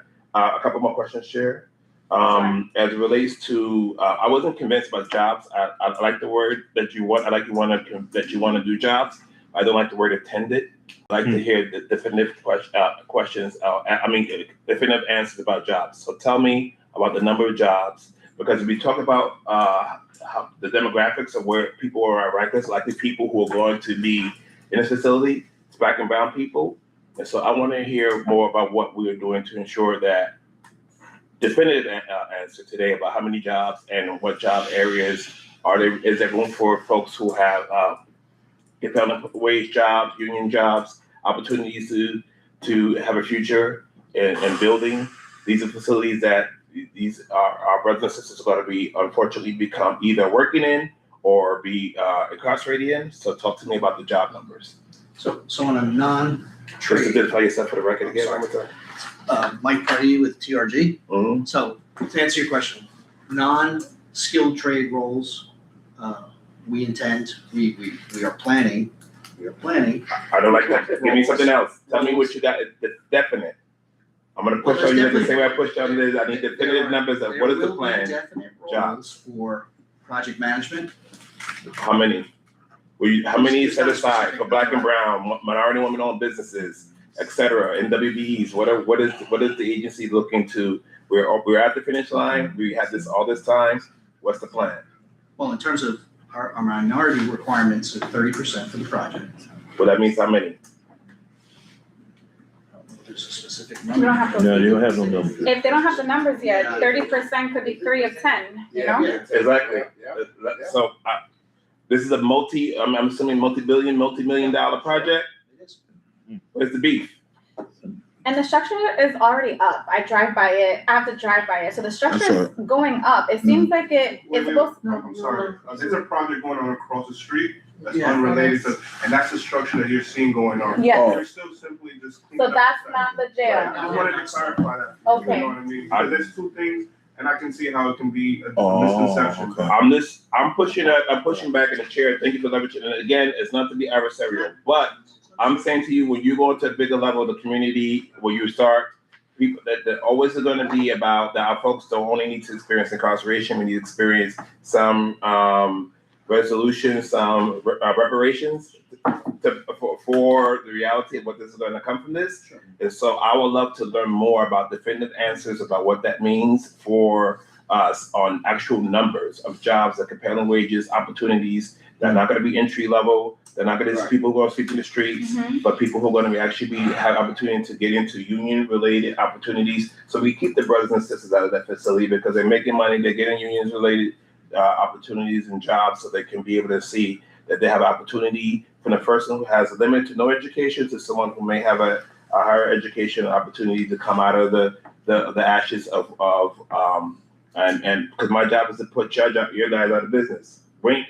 Right, so we want to try to make that something that happens. Tough to correction. That was no disrespect. To put you out of business as much as possible. You want to be put out of business, right? You know, right? I mean, we all need jobs, but the reality is that seriously, we want to make sure that these jobs are out there. And this is going to be a project that's going to be going on until whatever, and then it's going to be people going to be in these jails, keeping it running, keeping it going, keeping it. So this is the push that the community obviously has to swallow this, inherit it, birth it, and stuff like that, then please allow us in, not on this entry level, but opportunities that's going to really make that happen. Even though so I would like definitive answers on, we know that Black and brown people, I don't know actually demographic questions, that would be unfair, but majority of we want to assume that majority of people in the recognized facility are Black and brown people. And people who are going to go into this facility, unfortunately, will be Black and brown people, majority. So if we'd like to see us that are part of helping to unfortunately build it, but manage it, and hopefully never return back to it again. Thank you, Chair. Thank you.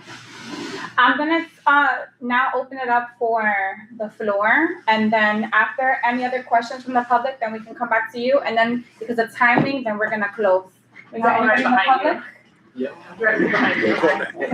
Can you state your name for the record, please? Cortland Hankins, a resident, actually live a couple of blocks from where the facility will be.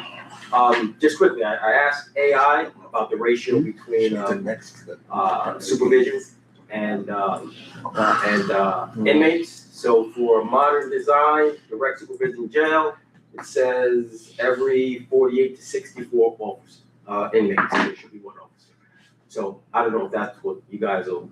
So that's a new, so. Just AI. No, I'm just saying, so that's something he wanted to compare it to Rikers Island, and we're moving to a constant supervision model, which is what you're talking about, for the new borough ratios. Right. So this is something we haven't done, so the ratios are something we're gonna have to figure out. Right, I just thought I just wanted to give you, so we don't have constant supervision right now. Yeah, as a baseline, just like, you know, I'm getting new to using these tools, I was like. No, that's great. So that's something that's why I'm not trying to compare, because we're doing something new. No, understood. So it's new, Understood. so we have to figure it out. Gotcha. And we'll work with the state commission. Definitely not holding to the do AI, you know, just for a little bit of reference. But I'm sure the state commission of correction, they have numbers, they have ratios, and they'll see how many people are housed in the housing unit, how many, you know, they'll do the And counts. I'm sure we'll know next meeting, right? Well, No, anyway, this is a work in that's not progress. even my question. It's a work in progress, and it's gonna be some years out. That's not even my question. Since I live a few blocks around, and I haven't been able, because of my job, I work for another community board, tons of meetings, can't even make my own, you know, community board where I live. So I missed most of these meetings, and have been distracted. Anyway, what does it look like in terms of traffic on the Bronx and around there? And I'm sure that's been talked about before, but as someone who lives a few blocks away, how is that gonna be managed? And is it, what's the, You're talking about during construction? No, that's a good question too. So if you can address that, that'd be great. But once it's up, right, what does it look like in terms of just the flow of traffic, how many visitors, the workers that come? I'm sure there'll be a parking lot somehow. But, you know, how will it affect parking? How will it affect the Brooklyn being, you know, backed up? And, you know, the flow. No, they gonna do that. They just like the courthouse being run. Whole lot of people don't know, but they built that courthouse on The 6th chair calling you for. It has a garage underneath. When they found that out, they shut it down because it was the contractor. Mr. Herman. Go ahead, babe. I'm talking about wait some Well, more. what I will say is that before this project got approved back in 2019, there was an environmental impact study that was conducted that did assess things like traffic impact, parking concerns, et cetera, for the neighborhood, and ultimately determined that it wasn't seeing any significant adverse impacts to the neighborhood, at least not that couldn't be mitigated by future traffic measures.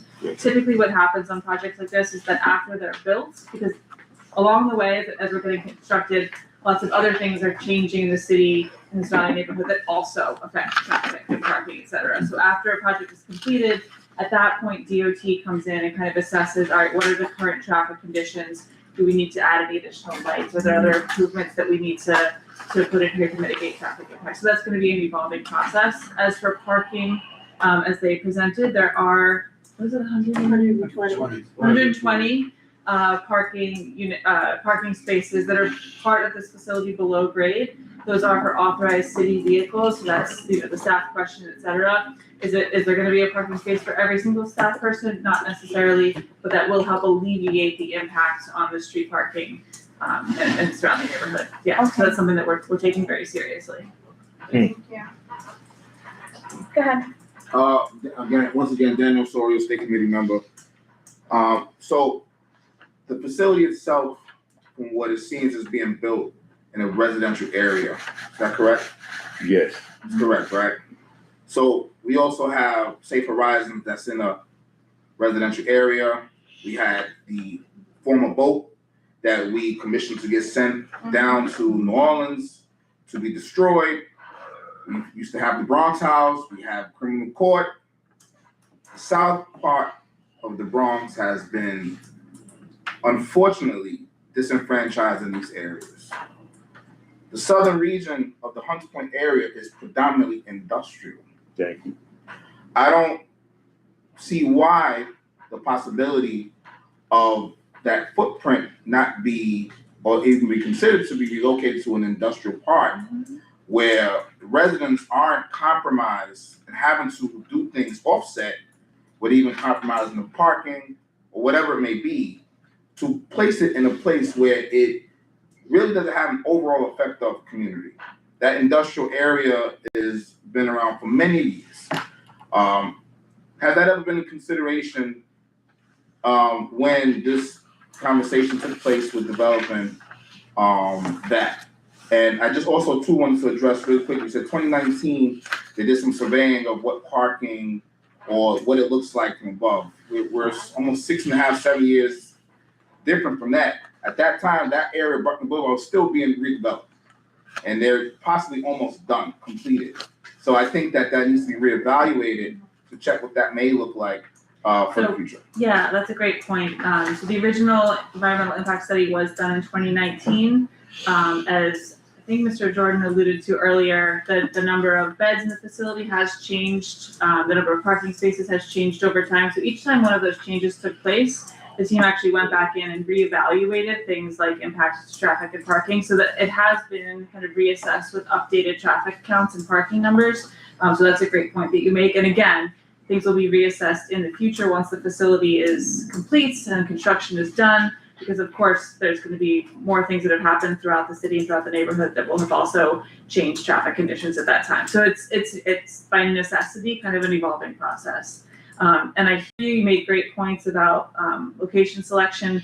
Again, this was done back in 2019. I can't speak to all the different spaces that were evaluated, but it's a decision. There are a number of documents on our website. If you're interested, I can point you towards them. Just reach out to Angel after the meeting to kind of go through the whole history of how the city arrived at choosing this location. But it's not something that is an option to change now.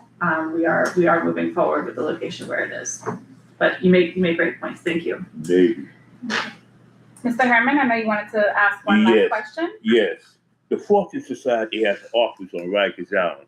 Will a Fortune Society office be available in this particular building also? Because when you get sentenced to less than a year in New York City, and so if you do your time in the city, more than a year, you get sent upstate. And also, you said you got 1,040 beds for males. What happened to the females? Because I remember when they had the women's house detention in Manhattan, there was no females on NYPD. If you want to be a part of law enforcement, you have to become a matron in the women's house detention. So and from the stuff, I'm sorry. And from the stuff they be putting on what they call news out here, they're talking about how, unfortunately, females are being involved in stuff, but they're being released back out in the population. They're not being detained nowhere. And this mess right here of putting a jail. How come I fought this before? I protest against that mess over there. A whole lot of people don't know that state jail over there, 161st and Washington, is empty. And the city's in negotiation right now to purchase it. But getting back to that fact right there, where the females going and the Force Society is going to have a spot in the building? Thank you for your question. So all women in custody will be housed in the Queens facility. There's two reasons for that. The Queens facility, given the location of where it is, it has the largest available footprint. So we could actually accommodate, basically have to build kind of two separate facilities in one, because the female population needs to be kept secure and separate completely from the male population for safety considerations. So all women in custody will be housed in the Queens facility. The city also evaluated this, initially was looking at would it be possible to house women in each of the facilities, but in order to be able to provide equitable programming for women and make sure that everything that we're providing for men, we're providing equally for women. The best way to do that was to house all women together, and that's just because the female population in custody is so much smaller than the male population in custody. One last question, because they did this out in Queens. When you come off Rikers Island, the bridge, the Department of Justice, Department of Correction buses, it used to go down that side street. The people living that side street stopped out. They made them buses go around and take the long way. Them buses, when they go down 141st Street to get to that Concourse Courthouse, they got to make that right turn, go to 143rd, then make that left, then go to 144th, make another left to get to Concourse Court. Are they going to do it, or are they going to go straight down 161st Street and come back on Brooklyn?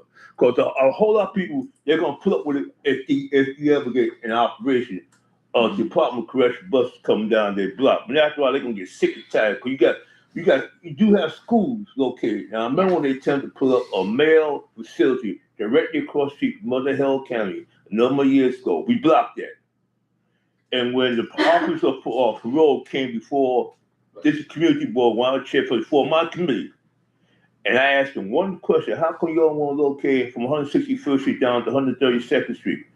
They said because most of their clients come out these zip codes down here, which goes again to District 7.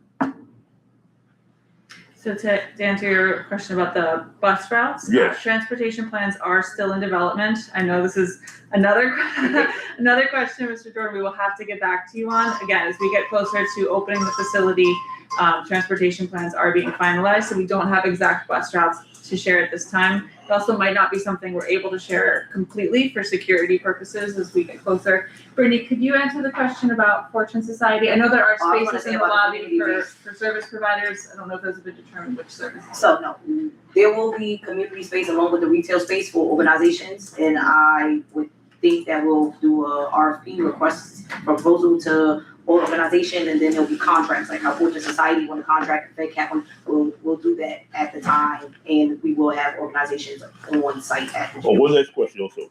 No, this is Mr. Herman, no, I'm so sorry. We are gonna have Mr. to. Herman, you can write an email to me, Yes, and I'll get. All I'm talking about is part of this field, Hart's Island. That's all, coach. That's where they put all unclaimed bodies at, and who they have digging them graves. Thank you, Mr. Herman. People I don't come. wanna use this. Okay, Let's go. go ahead, man. Okay. You're all gonna suffer for this now. Okay, We're so gonna find out because they turned it over to the parks Mr. department Herman. instead of the correction Mr. department. Herman, thank you. All To falling follow apart. up with your question, what kind of retail, commercial businesses are we thinking about having in the space? That is. Yeah, that has not been determined. determined yet. The scope of work for this design team is to build what we call the white box space. That's basically out, including the space for future retail or community spaces, but they're not actually programming or designing the interior. So that's gonna be handled by City Hall in the future. I think they're starting to work on those plans now. My understanding is that they will be engaging with this community board. And as we've had our workshops along the way with the community, even though we're not programming the space, we've heard a lot of feedback from community members. We've been recording, documenting all of that, and along the way, we've shared that with the mayor's office. Okay. So we have a record of all the feedback that we've gotten, both from the board and from community members in our workshops.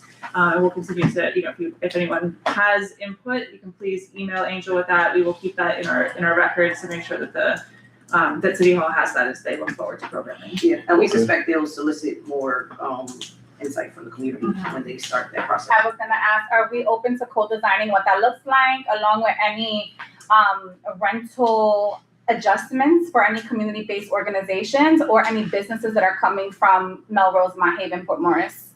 Great questions. We're taking notes on these and writing these down. I do not want to speak out of turn or speak on behalf of the agencies that will be responsible for this, but we will share those questions with them. Okay, are there any other questions? If not, I'm gonna give the floor for 2 minutes to Mr. Herman Yes. for his last question. Okay. Once again. Wait, Mr. Herman, let's do her first, and then Okay. you, and then we're gonna wrap this up, because Okay, it's yeah. 8:00. Like the social services that you mentioned, is there gonna be a library there? Like, I feel like Yes, the they're gonna have a images little that we've library. seen are only of like things that would be front facing, so of course you can see like the light in the windows, but I feel like we didn't really see like the inside, like. There's a library program. Yeah. Every jail has a library. Each jail program has a library. Every jail has a library. We'll have a library program. There is a Yeah, library. yeah, so it's all libraries, all libraries. Windows. We have the biggest windows. You said Yeah. there is a library program? Yeah, you got a little library, then you have the regular, might come out with the book. Larry. Yeah. That just should be answered. Yeah. The building has a, You can see it, right? program. You can see it. Okay, thank you, Mr. Herman, you got the last 2 minutes. Okay. Hart's Island, it used to be run by the corrections department, but the city turned over to the parks department. Hart's Island is where Potter's Field is located. All unclaimed bodies from the mall get shipped up there. But who be digging them graves? Those have been sentenced. So for his house up there and dig them graves. Is that going to continue? That is well outside of my purview. He's referring to the labor is the labor. Are the detainees gonna be responsible for those elements of basically cheap labor? That's what happened in the past. Mm-hmm. I don't know anything, I don't have any context, we'll take the questions back. Okay, we have Okay, I'll find it. 117, we're done? Mhm. No other questions? Okay, I wanna thank each and every one of you for being here today. It is my honor for the first time to adjourn this meeting. Wait. Perfect. Second, Second. Ms. Ortiz. Amazing. All in favor, say aye. Aye. Thank you all very much. Thank you, Sal. Thank you.